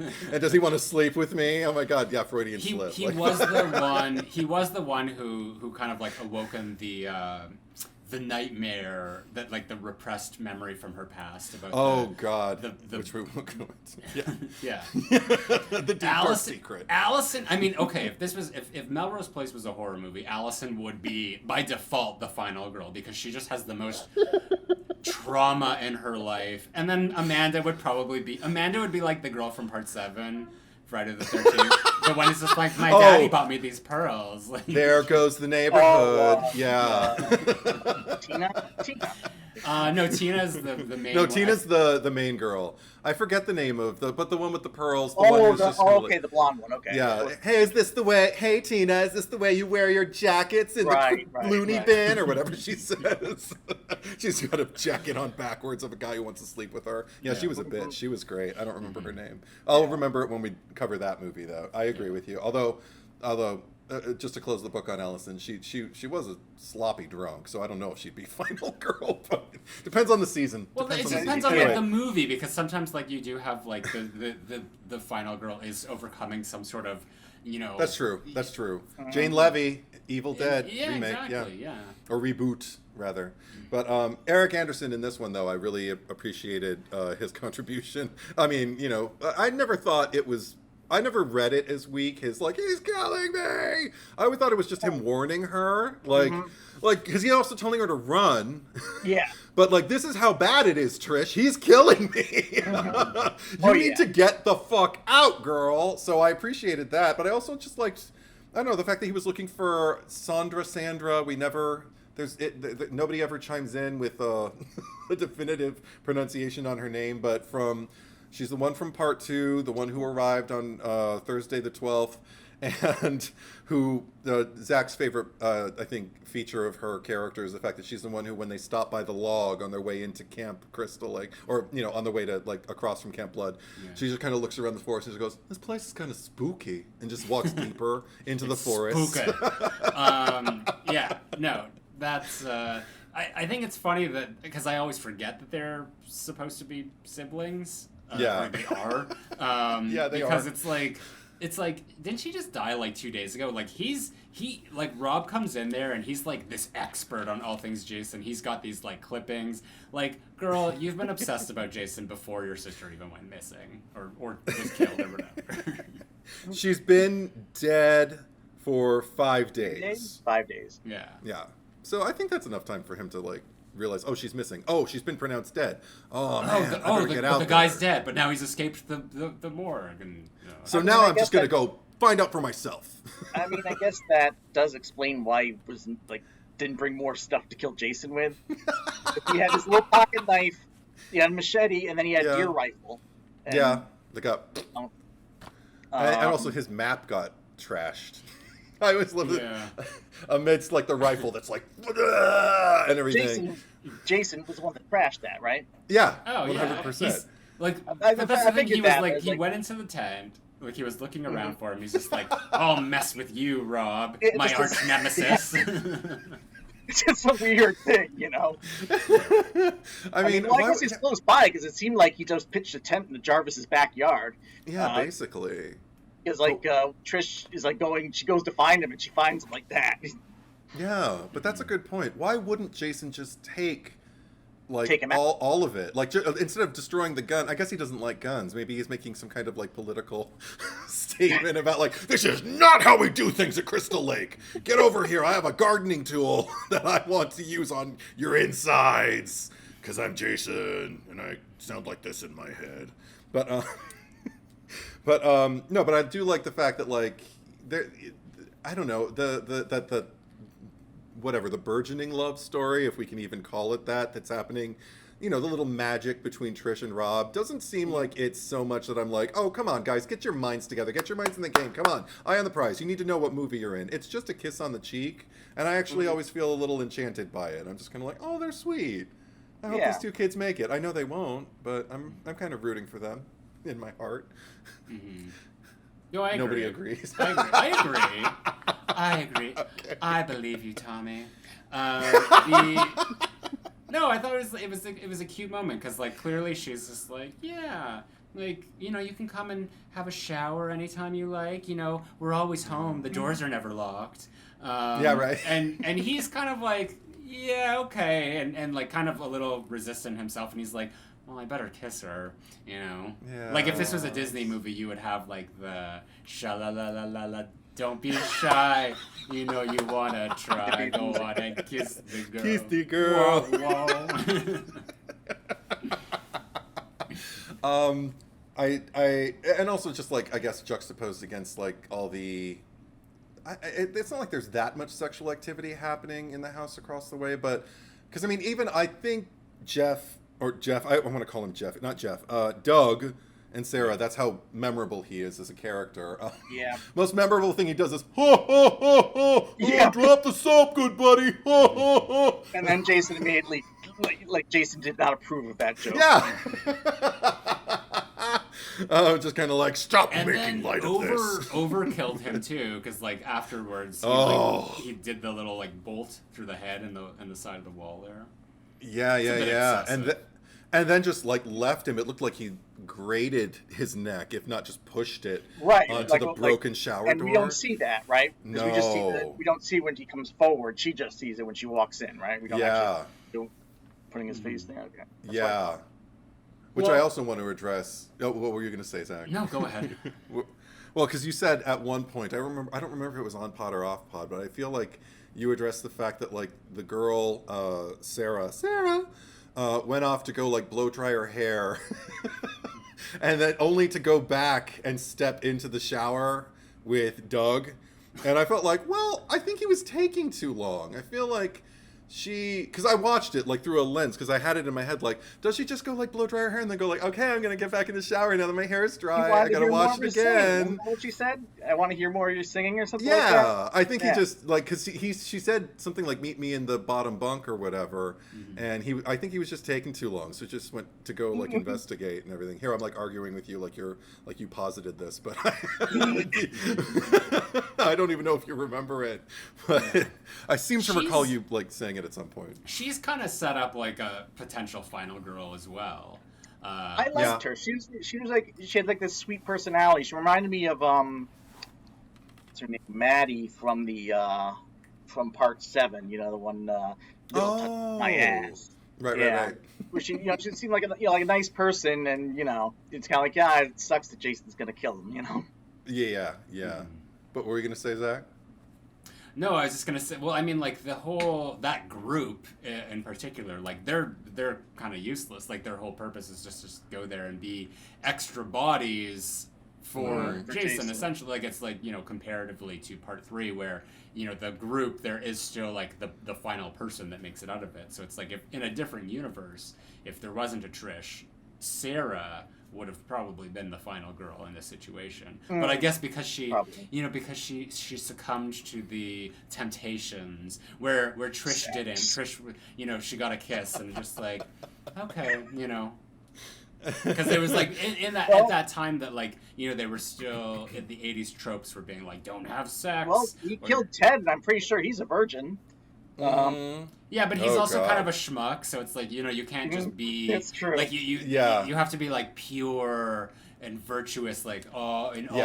He's not a virgin by choice. He's an incel. Which it's rough watching that quote unquote friendship between Ted and Jimmy. I'm just kind of like, Jimmy, okay, you're Crispin Glover, you're adorable, your hair shines like gold in the sun, like you've got those beautiful blue eyes and skin like satin. You'll find someone, just like relax. But I think we reach the crux of that character when he just kind of puts his face in his hands at the end of them going on the little computer and everything, and Jimmy just goes, I am so horny. And I'm like, okay, that's the problem. You just need to get laid. So I was actually kind of happy for him that he got to with the hotter of the two twins. I'm wondering if I want to give him the benefit of the doubt and think like, well, is she the hotter one not because of like the way she looks, but the hotter one because she's the one who's primed. She's the one who's like ready to put it all out on the line, not like Little Miss White Pants, her sister, who's much more demure, much more mindful. Yeah. We did it, but and I feel bad because Terry's the one to die first, and she did nothing wrong other than just kind of like go to the wrong party. She even left. She left without incident and said no to the drugs and to the. Well, she did drink. She drank. She did the contest. The race. Still, that sucks. Like, just trying to have a good time. I've done it. Or I've been at a party I don't want to be at. And I'm like, just give me a drink, and I'll be fine. Dad, I'll do a contest. Sure, why not? She was dancing with Jimmy at the beginning, at the beginning, because I was trying to, again, that's why I went back and rewatched it, and I took notice of the color pants so I could figure out who's who, because I kind of always thought that it was the one he was dancing with that he went up there with, and then when I was watching it this time, I was like, okay, no, it's, and then she actually has the dialogue where she says, now I want you, but it's like, okay, well, they didn't, I guess he must have done something to turn her off, because the last time I think they showed Terry for a while is they were doing the slow dancing. And do you think was Paul? Did he change the record and put it on to help Jim? I was kind of wondering if he was trying to, because he was doing the spazzing dance and the right. No, I think he was just fuck you. He wanted to put on what that guy just does whatever he wants to do. That's the impression I got. Same. Paul has no problem being the alpha in the room and navigating the direction. I also think he was also, his hormones were going crazy, and he knew he was going to get closer to what he wanted if he didn't have this rock out kind of thing. It's time to bring things, make them a little more adult. Let's put our arms around each other and just kind of sway. But we saw and heard Sam. He was going to get what he wanted anyway, Yeah, exactly. No matter what. And then it doesn't necessarily redeem him, but it's a start. The fact that he actually kind of stops in his tracks and decides to go out after her and everything like that. I'm like, all right. But I felt bad. Also, I felt really bad for Samantha. I was like, what kind of work on your self-esteem is it for you to go out so your boyfriend will chase you, for you to wait for him to chase you, and then when you realize he isn't, for you to just get naked and go into the water anyway? Who skinny dips alone? I don't think I isn't the whole point that it's a flirtation and that it's play? And I guess maybe they did it in no part rule 2 that says you can't. where Terry, the other Terry in part 2. Oh, that's true. Because she's looking for Muffin, and then what's his face takes her steals. clothes. Yeah. Right. Okay, but what I didn't get I don't know. I guess I didn't get as sad a vibe, because she also wasn't waiting for someone to come find her. It was I can't find Muffin. I need to burn some calories. That was always what I got from her. Are you in the lake? You're right. Yeah. she had an objective, whereas I felt like Samantha was just kind of going to be naked and sad in a raft. Yeah. Which again, I'm just kind of oh, honey, just go to bed. Just go to bed. And the story behind that of just the actress freezing. Because your friend Josie Doe just would not. Josie Doe. Ted White was the one who had to put down his. Yeah, he threatened to walk. Yeah, and that's when Josie Doe decided Josie Doe to. There were a few things, a few examples of that where he could be a little strong-armed and a little kind of I don't know, master and commander in the position of director, which was still happening. And people like to say things have changed now. I doubt they've changed entirely. I'm sure there's still that kind of person who's put in a position of power and can abuse it, even within parameters that are set, or in a way that makes people worried about speaking up and everything like that. But anyway, ultimately everybody walked away from it with a positive, it was a positive experience. Nobody regrets doing the movie. In fact, just the opposite. They thought they might regret it in some cases, and ended up being really kind of grateful, because it's the thing that people would come up to them and talk to them about. But I know that actress in particular who played Samantha said she probably shouldn't have been allowed to drive home, because she doesn't remember getting behind the wheel and driving home. Days after that. Yeah, and it turned out she was sick. That's when she found out she had hypothermia, was when she woke up the next morning and thought, how did I get here? And then they had to rearrange the shoot and get things that she wasn't in before they could continue with, because I don't even know if that was her last night of shooting. I think she had some other stuff that she had to do, because you never shoot in order. But and she was naked. That's the thing. She was naked. She was in the water. The way it was all set up, it was she had scuba suit bottom, and then the top came through the boat. Yeah. But she had to be exposed to a point, it had to be pulled down enough that it was around her rib cage and around all the vitals, that they were exposed, and that so there could be something attached to her fake back for the machete to go up through and everything like that. So I'm like, and it looks so warm. Like you see that mist. It doesn't look like a chilly mist. It looks like a spring. It was like 40 degrees out when they did that. I think. Yeah. Like No, that. it was inhuman. December. And again, like out here, this was another one that was shot entirely on the West Coast. But I think I really appreciated the Camp Crystal Lake in this one versus the last one, because the last one it just felt like a hole in the ground. It was just a big, like, just mud puddle. What it actually was? It was just a mud puddle. They dug it. It was a man-made lake that was not very wide, had no current in it. Whereas you see, especially in the first one, you get a lot of exposure to the lake and the tides and the width of it, the depth and everything. It looks like a lake. Did they ever go back at any point in the franchise and shoot on the East Coast for any Crystal Lake? Not on the East Coast, but I know they went out. I can't remember if it was 5 or 6. I think they went to Georgia or just somewhere out in the South. Like they used locations that were not the West Coast, but I don't think they ever went back to New Jersey. I'd love it if they did. Yeah. Just for my fanboy heart. You know, when, whatever, if and when, whatever the situation is, just like the new movie, and, like just to have a more authentic Crystal Lake aesthetic, because the remake I think was shot in Texas, right? That probably it would make sense, because I know that it's the same director who did the Texas Chainsaw remake, and I know they shot at least some of that in Texas. Or did they? I don't know. I feel like they did, and they had a good working relationship, and that made him want to go back, because it looks like it. It doesn't look like the East Coast by any means. No, there's like there's something about the first two movies that have like that very specific look that is not in any of the other sequels. No. I mean, even though this one is closer than the last movie is, but I mean, they're hiking on mountains and shit like that. There were no mountains to hike. Even the villages they passed through, you have the hills and everything like that.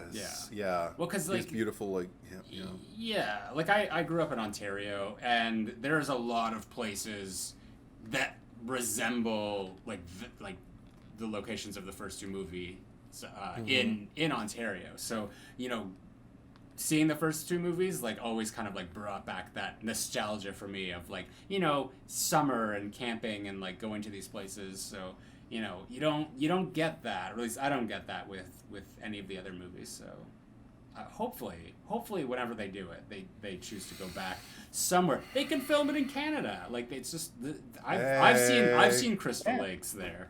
But they filmed. Canada was Manhattan, so why not? Yeah, but that's look how well that turned out.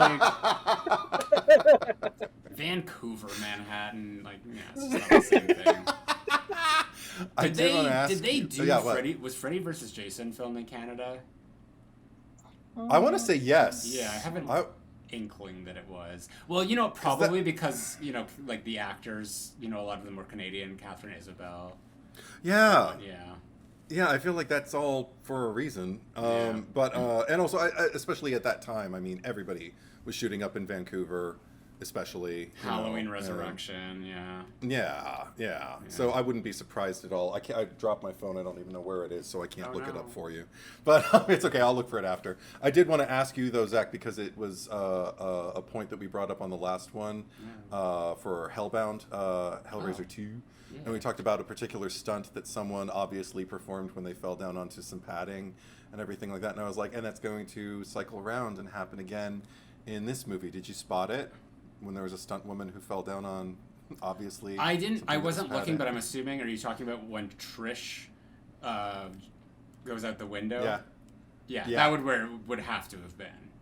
Yeah. I mean, you can even see the way she bounces. Did you notice, Jason, the way that she kind of bounced off of the ground? Because it's slow motion. And then it'd been covered with some debris, with some leaves and everything like that. But you can even kind of make out that yellow foam, that they lay underneath for you to fall safely. As safely as you can when you fall from a height like that. But when you first said that in the pod, I thought you were talking about Terry, and then when I watched it, I was like, oh no, she falls on the car. That's right. And then Trish is the one that goes and does the Sandy from Texas Chainsaw. Yeah. Yeah. Also, when Terry, that was one thing I had forgotten about that particular fall. That car full on basically explodes, like when she falls onto it. And I just kind of thought, like, oh, how insulting! Like she doesn't weigh that much. Maybe she'd dent the top, but I don't think she'd bust all the windows like that. It was like Aunt Maggie in Child's Play, just like falling. Onto the car. But that was from like the that was from story. many heights. Weren't they on the top floor? Weren't they like on the second top floor? Yeah. Yeah, this was like a second floor, like in like the side of a hill. So we don't, that car was much closer. But maybe that's part of the illusion as to why like Ted White's Jason is just so imposing, because he didn't just like toss her out the window. He actually took her and he like hurled her at it. Yeah, no, and also Gordon. Like, what's the verdict, guys? What do you think? Do you think Gordon is the smartest character in the movie? Because because like I mean, there's Rob going down to the dark basement with his little pocket knife, right? And he tells Trish to run. She doesn't. Right. But Gordon just gets the fuck out. Well, the thing is that Jason was in the basement, like he was hiding under the stairs. And I thought it was funny that he like hid under the stairs, killed Rob, and then he's just like, I'm gonna go back under the stairs, and did the same thing again, where he's like a little cat just grabbing at feet.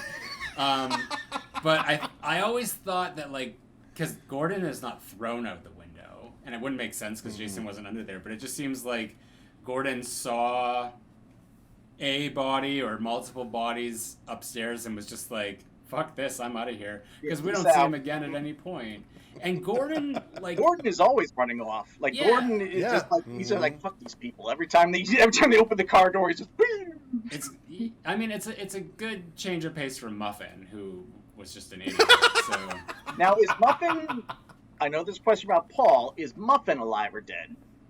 Zach? I think that the consensus as well is that the end of Friday the 13th Part 2, where Jason jumps at Ginny through the window, is actually a dream sequence, and then the actual ending is where, like what we see at the beginning of Part 3, where they just leave the cabin or whatever, and Paul carries her the rest of the way.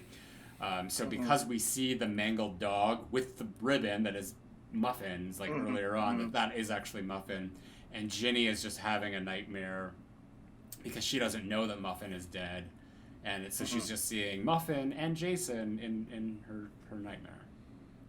So yeah, Muffin is dead.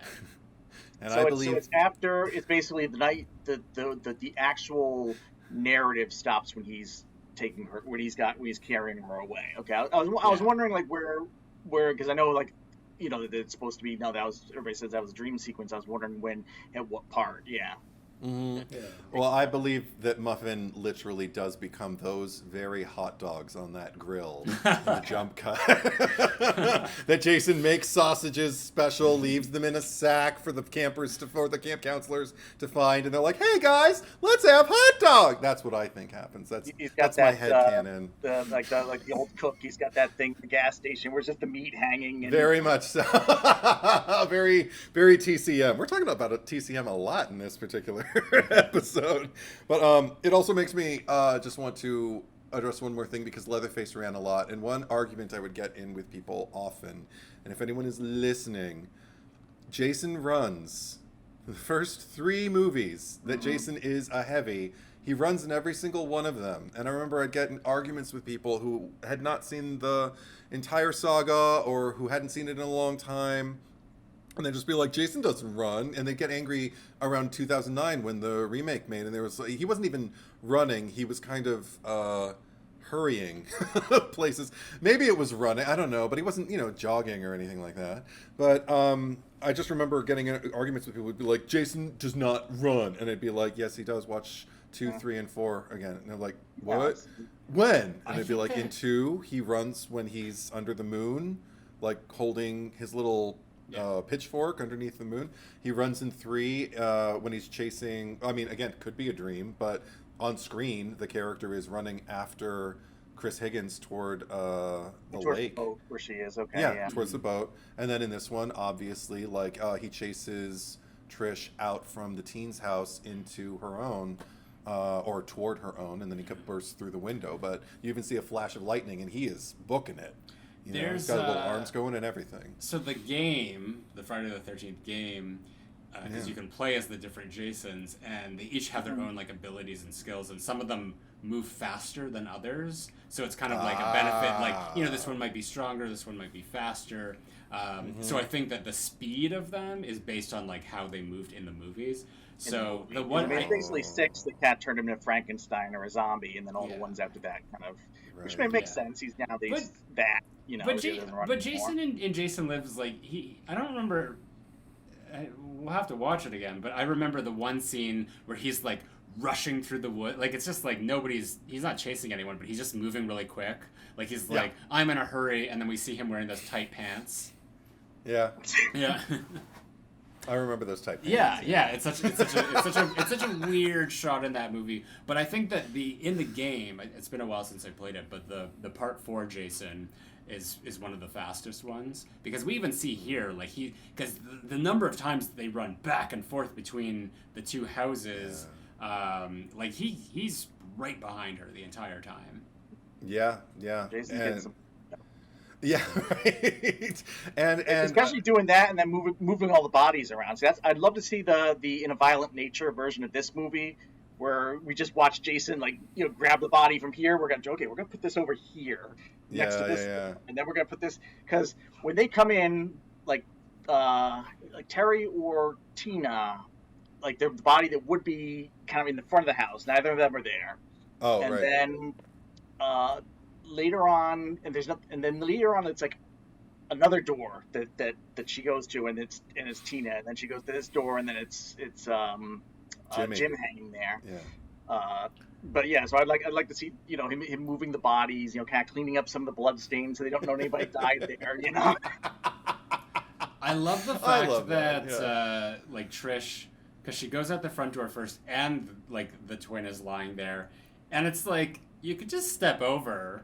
But she's just 100%. She screams, turns around, goes to the kitchen, goes to the back door. Jimmy's hanging there, and it's like, okay, you can still kind of like shimmy around Jimmy, but she instead decides to like turn around, take the time to find something to like break the window, and then crawl through there, because that's the safest way to get out of the house, through this broken window. And clearly, I mean, maybe that was she's already seen the Doug's body upstairs. That freaked her out. She went downstairs, saw Rob getting killed. So, I mean, maybe at that point she was just like, oh, I don't want to like step over a dead body, because by the time she runs back to the house, she's clearly jumps over the same body that she couldn't. And it's not like it's in the way. It's not like it's just like blocking anything. Like, there's plenty of room to just walk around it. So I think that was just a thing like that was in the script, where they're like, oh, she can't go this way, there's a body, but it's like they didn't do a very good job of staging any of that. Or maybe she's just like too polite for words, because she never really got to know either of the twins. So when she sees the twin laying there, just kind of like, oh, I don't know you well enough, you know, just like, I don't want to be rude, I don't even know you, I'm not going to step over you because I might slip or step on you or something, or what if you're alive and you grab me? I don't know.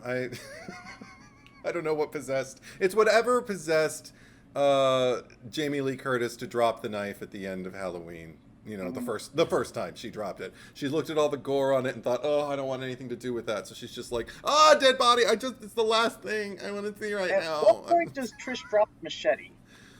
I think when she jumps out the window, right?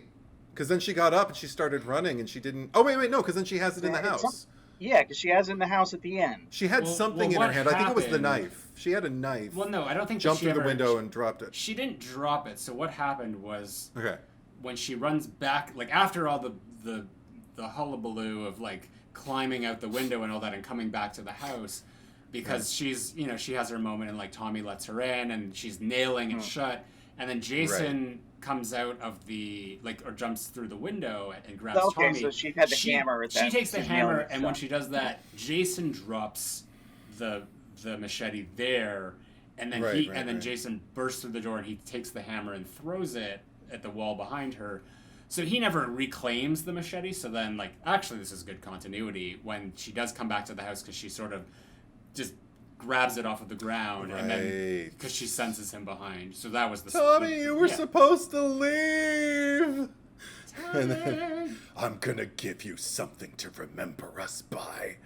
I love, like, our Jason, not Jason Voorhees, brought it up, Gallotello, brought it up earlier about just, like, Trish's kind of manic defense that she goes on particularly when he's on top of her. But there's a lot of times that I feel it, like you mentioned the hammer when she's just going at him and everything like that. Or even, there was a moment, I was so glad that I saw these in sequence because I was laughing my ass off when I was watching Chris Higgins on the second floor in the house with Jason pick up, I think it was just a knife, I don't think it was a machete, and she just kind of went, as she slashed at diagonals and everything like that, not even trying to make contact with him. She looked more like she was a... It's like a step above Wendy Torrance, but like, you know, not by very much.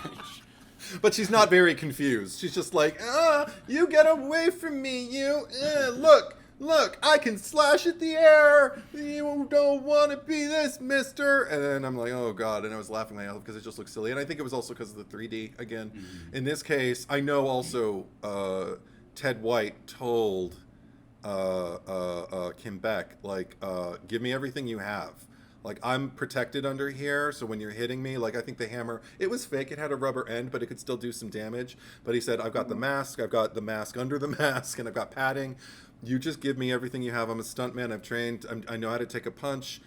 We need to make this look good. We need to make it, like, worthwhile. And I really love that when she's particularly got the machete, it's all up to him to protect himself, so she can go full throttle with that machete, because she's turning around, but she's not like turning around and then swiping at him. She turns around toward the open door and just swipes. So the machete's going to land where it's going to land. So if it hits him, it's on him. And then everything about the way she continued to swipe at him looked like he was really, you know, kind of stepping back a little bit. If she could have like laid one into him if she wanted to, and then they would have needed, you know, the emergency room. Luckily, that wasn't the case with this particular climax. But it, again, something about that visceral quality. And then again, when he's on top of her, and she just lets her rip and just slams her hands, her open hands, onto the mask and onto his head. And you get the impression that if she could get the mask off of him, she'd be scratching his fucking face off. It's manic and incredible. And I don't doubt for a second that her life, as far as she's concerned, is in danger, and she's not going to go down without, you know, fighting with everything Tommy, she has. too. I think there's some of that, you know, maybe she assumes, or at least if she's not dead, she's not there, and she's the older sister, she has to protect Tommy. Yeah, so I think there might be some of that in, you know, too. I've got a question. What happened to her pants? Like, was she never wearing pants? Because it's just like... Okay, I was going to mention that. Yeah, because it looks like she maybe did hook up with Rob, and then that was, like, his shirt, and she's just like... She goes out the window, and then she's just lying there, and you see that... Because she had, like, her thing just kind of had a skirt. That was all one... But there was no skirt. It was literally just, like an oversized shirt. And I think even in the commentary... Kimberly Beck is like commenting on it. She's like, yeah, at one point I wasn't even like, all I had was this shirt and there was nothing under it, just the panties.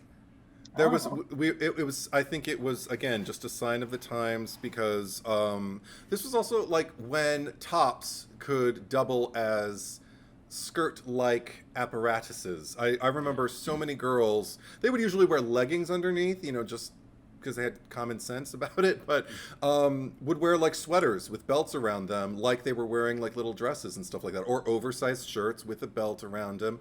And they'd have like, you know, so that's when spandex really started coming in too. Like, so you could just wear some spandex underneath, and then they started designing spandex for you to wear underneath, so it didn't just look like exercise gear. It'd be like spandex, but with like lace around the bottom hem and stuff like that, so it could still look feminine. Anybody remember that? But I remember a lot of that in the playground. But yeah, wearing oversized shirts with a belt around them was all the rage. Granted, I always feel it. I feel it's unfortunate when she falls on aforementioned like foamy covering and everything like that, because the shirt does go full on up above her waist and you can see her panties. But I'm always so grateful for the continuity that follows when they place Kim Beck with the shirt full on over her waist, and also even just like the little board that kind of lands over her shoulder, over the stunt woman's shoulder. Somebody had the good sense to lay that over Kim Beck's shoulder. So continuity, good. I recognize. Continuity was doing the job. Huh? Yeah.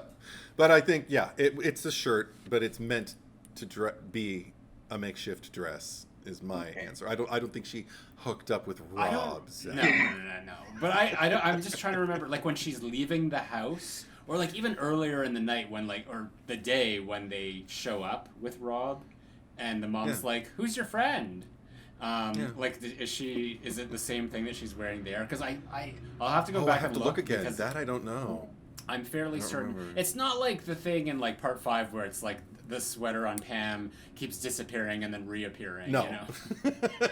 Thank God. Yeah. No, that one of my favorite things about that movie. As much as I praise this movie for its attention to the continuity within its own framework. I just saw that one recently. I didn't notice. I'll have to watch it again. Oh my God. Okay. It's fun. Anything else? Were there any more side characters that we haven't really talked about yet? Well, not really. I mean, like the girl with the banana, but she was just like on. Oh my God! The hitchhiker. Love her. Canada and love. And then... You got a sister.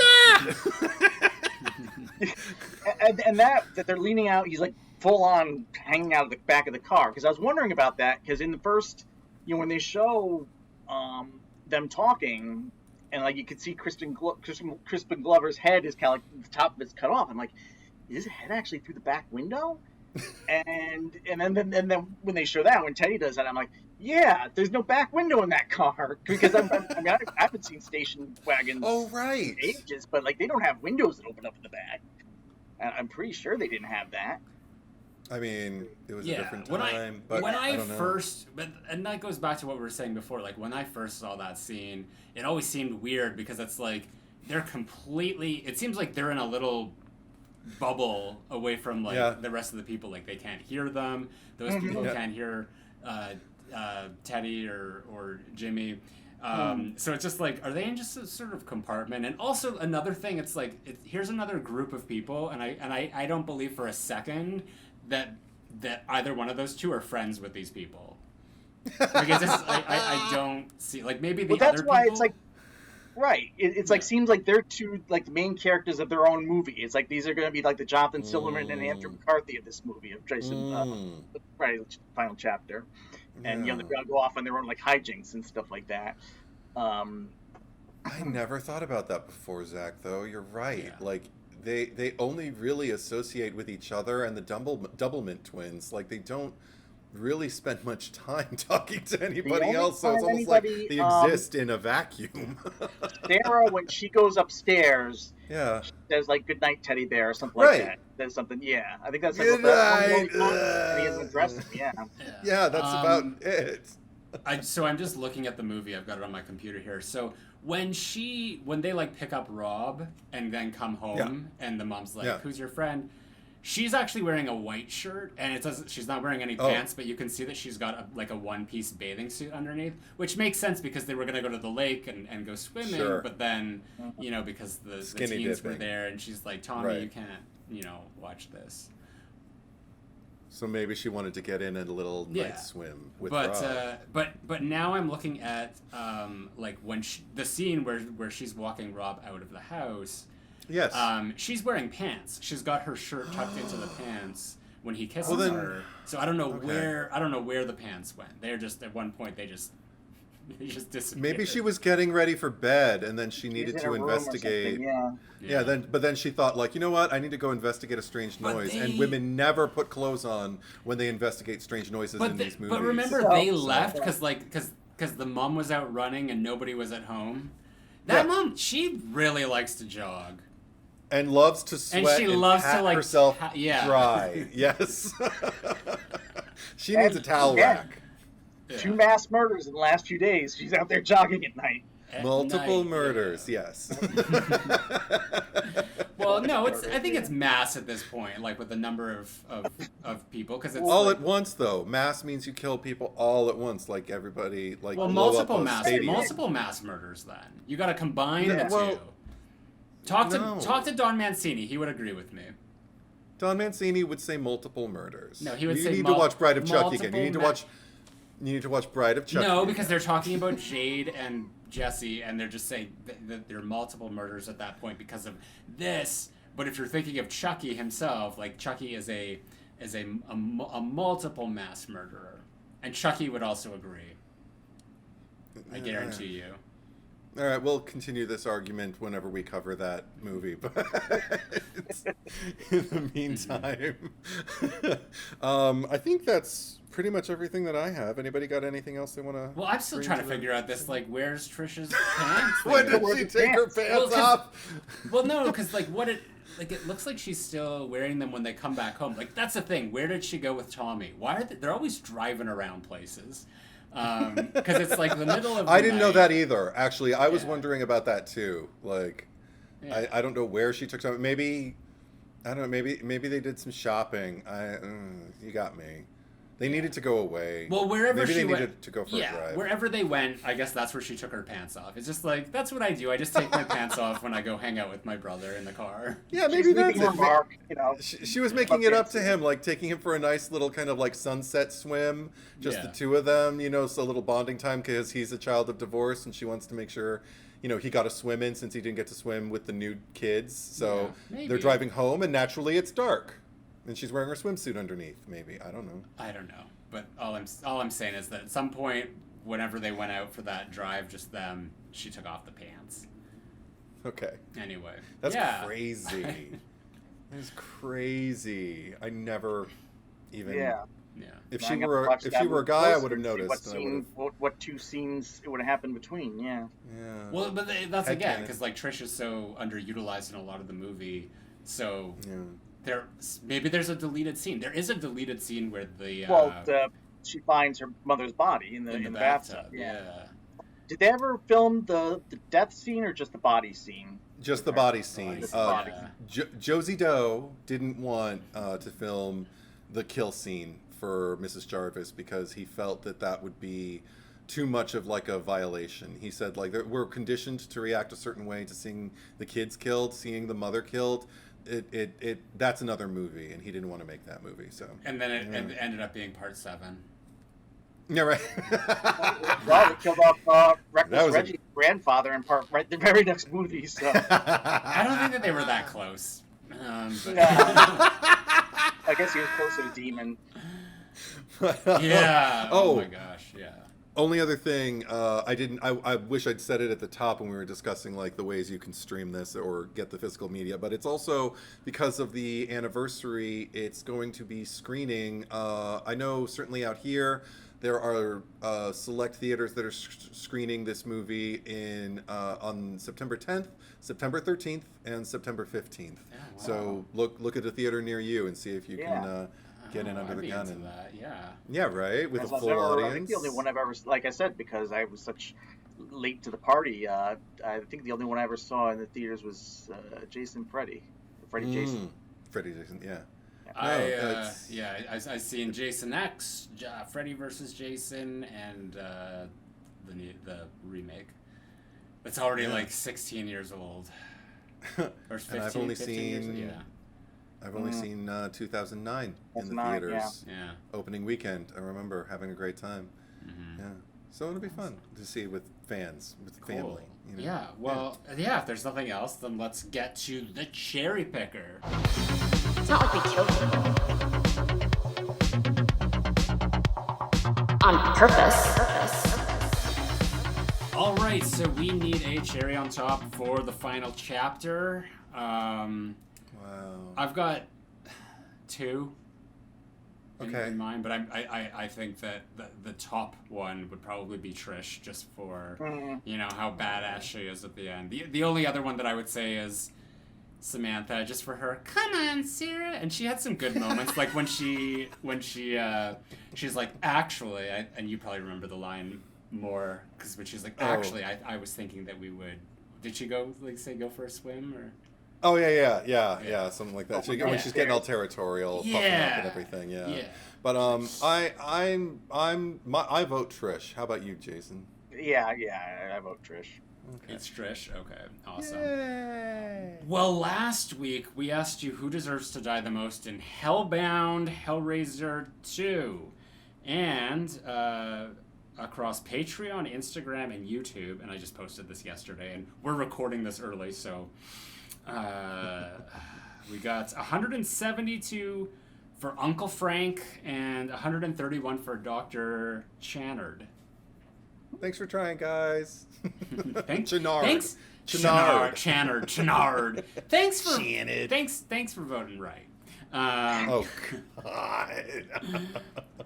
Lotus Wolf, actually, but Frank is just creepy. I think that's what. Yeah. Well, we're gonna hear. Frank sucks. Frank's deliciously evil, though. So I don't know. It's just delicious. Yeah, deliciously evil. Lotus Wolf Pod. I just watched all the first 8 Hellraisers. Those are good movies. Okay. BLKFL. I'm guessing Black Flower. There's just no vowels in there. I mean, Frank technically died in the first movie already. Not that I wouldn't love to see it happen again, but Dr. Channard... Like Bernard, yeah. Bernard. Dr. Channard. Chernard? Or Channard. No, but just like the accentuation of the syllables is the same as Bernard, Channard. But I've heard people pronounce Bernard like Bernard. Well, Dr. don't pronounce it like that. Dr. Channard is such a cruel bastard that seeing him taken out after everything he did to people that came to him for help, so satisfying. Cult of Thorn. Frank? Really? All is fair in love and war. That doctor tortured all his patients. And the Lotus Wolf again says, Frank is already dead by part 2. Let the doctor have it. Okay. Sheem, my vote goes to Uncle Frank, although Kirsty should have realized that it wasn't her father for the second time. Yeah, how did she... Maybe we give Kirsty too much credit. How did she fall for that? Don't break my heart. She wants to believe her father's alive. Yeah. Okay, let's Stephanie Eileen and Uncle Frank is so gross, wanting to have relations with his niece and tricking her that way. Like, ew! Glad he gets done in. Doesn't make me a fan of the doc, I just hate Frank more.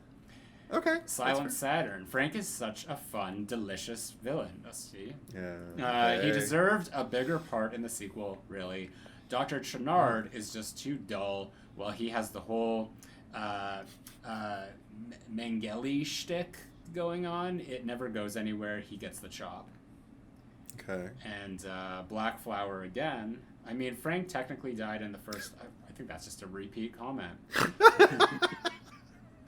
But just like, and you know what? While we're on the subject, all right. That's hilarious. So normally, what we would do is I would go first, but since Jason, you are our special guest this time, you're gonna get first dibs. Yeah. I was thinking about it because I thought I'd be getting the dregs. Like, okay, let's see who we have to. So I haven't really thought of like the ones I thought you guys were gonna pick. But I think I'm gonna go with Ted. I like the actor, and I thought that the actor really did a good job with that because he could have been just insufferable to watch, and he was actually kind of entertaining. So they did a really good job with him. But just I think especially just mocking the hitchhiker. I think that's kind of like the one that put him over because he's already kind of being a dick to his friend, but then he's being a dick to this random person that's just trying to get a ride somewhere. So yeah, we'll kill him. Okay. Nice. And also his porn is almost as sad as Axel's. Yeah, he's fat shaming women who aren't fat, like calling them pigs and things just because they jiggle when they jump. What a piece of shit. Lawrence Monason is the actor who plays Ted, also. Yeah. So. And now you're like, you're a piece of shit too, Lawrence. No, he's great. I loved you in The Last American Virgin. If you're watching, Lawrence. No, this does not apply to the actors who do. Well, Not unless it's Unless it's Jared Leto. well, I was gonna say unless it's urban legend or Because I thought I was gonna maybe have to like pick Corey Feldman just because. I only work with Jared Leto. I don't normally get the opportunity to do this, like, because I mean. Oh dear. At this point, like to be able to vote to kind of put Edward into an interesting position, because this is more strategic, and it's not about winning. It's more of just about putting Edward on the spot here. So I'm going to vote for who I believe Edward is going to nominate, or I guess I'm not going to nominate, which is Axel. For all the reasons that Edward would nominate Axel, but I want to see who Edward is going to nominate in place of that now. God, so do I. Okay, give me a moment to wrap my head around this. I mean, I don't appreciate the velvet homophobia of Doug going, but is there anybody else, like, I mean, I don't know, Mrs. Jarvis for not putting her cards on the table, Nurse Morgan for not having more self-respect.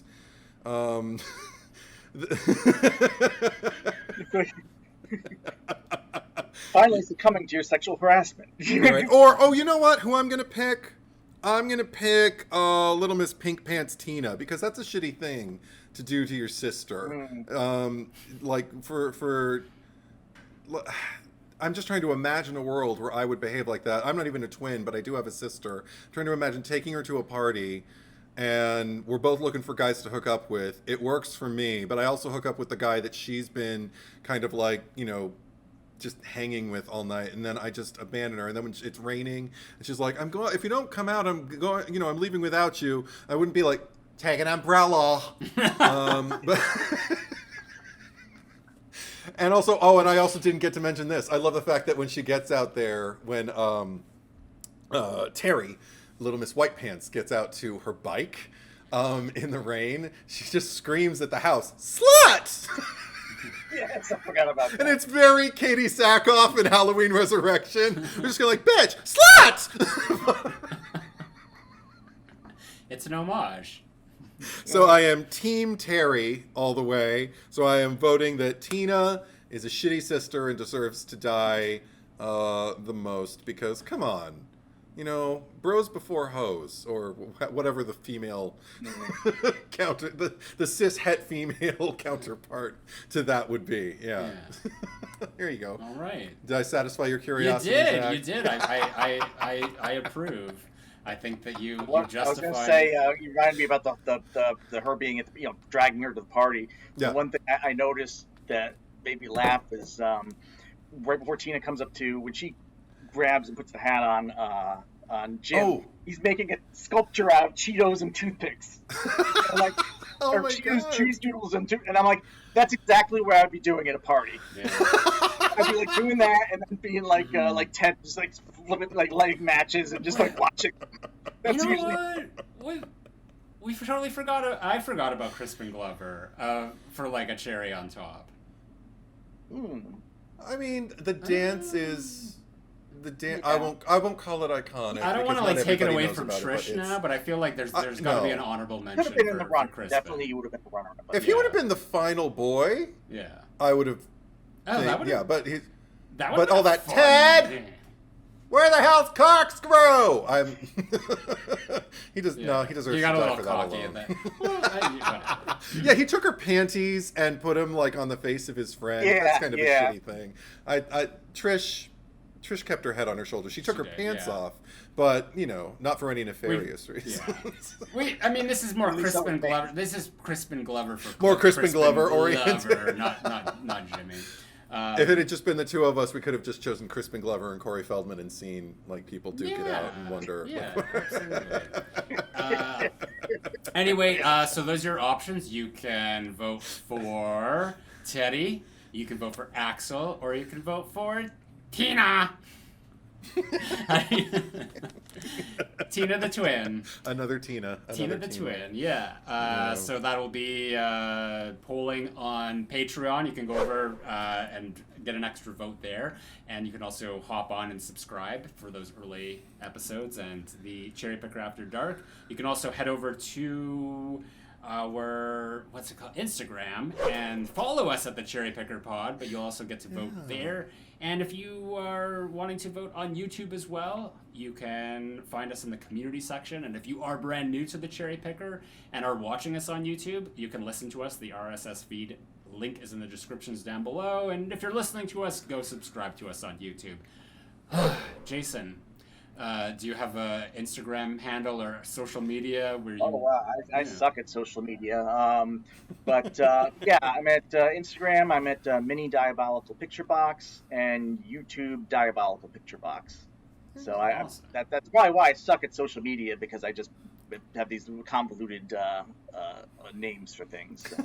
Well, like, how do you spell diabolical? Right. The links for those will be down there. Yeah, the links will be in the descriptions here. Edward. Yes. Okay. You don't have a social. You can't find me. No, Instagram, YouTube, TikTok, and Letterboxd. Edward is Truth. You type it in. Traditional spelling, one word. You should find me. Go ahead, Zach. What's your thing? Yeah, my main YouTube channel, Zach Cherry, ZACKCHERRY. Instagram at Retro Bitch Face. Letterboxd, also Zach Cherry. Twitter, Zach Cherry 8. Yeah. What's going on next week? Okay. Is it that other one? The one with the guy who's not the guy that we just talked about in this pod. It's the guy, who who doesn't like him very much, yeah. Okay, and the guy who's like, let's go searching in here and all that stuff. Okay, yeah. And it's also the fourth one, right? Yeah. Okay, so it's A Nightmare on Elm Street for the Dream Master. Yeah. Is what we're doing next week. Very nice, yeah. Anyway, that's all we have for you. Jason, thank you for coming on and putting up with this. I think there's another Friday the 13th before the new year, so we'll get to bash some Roy Burns later on. Roy Burns, yeah. Anyway, thank you for watching, thank you for listening, and we will be right back.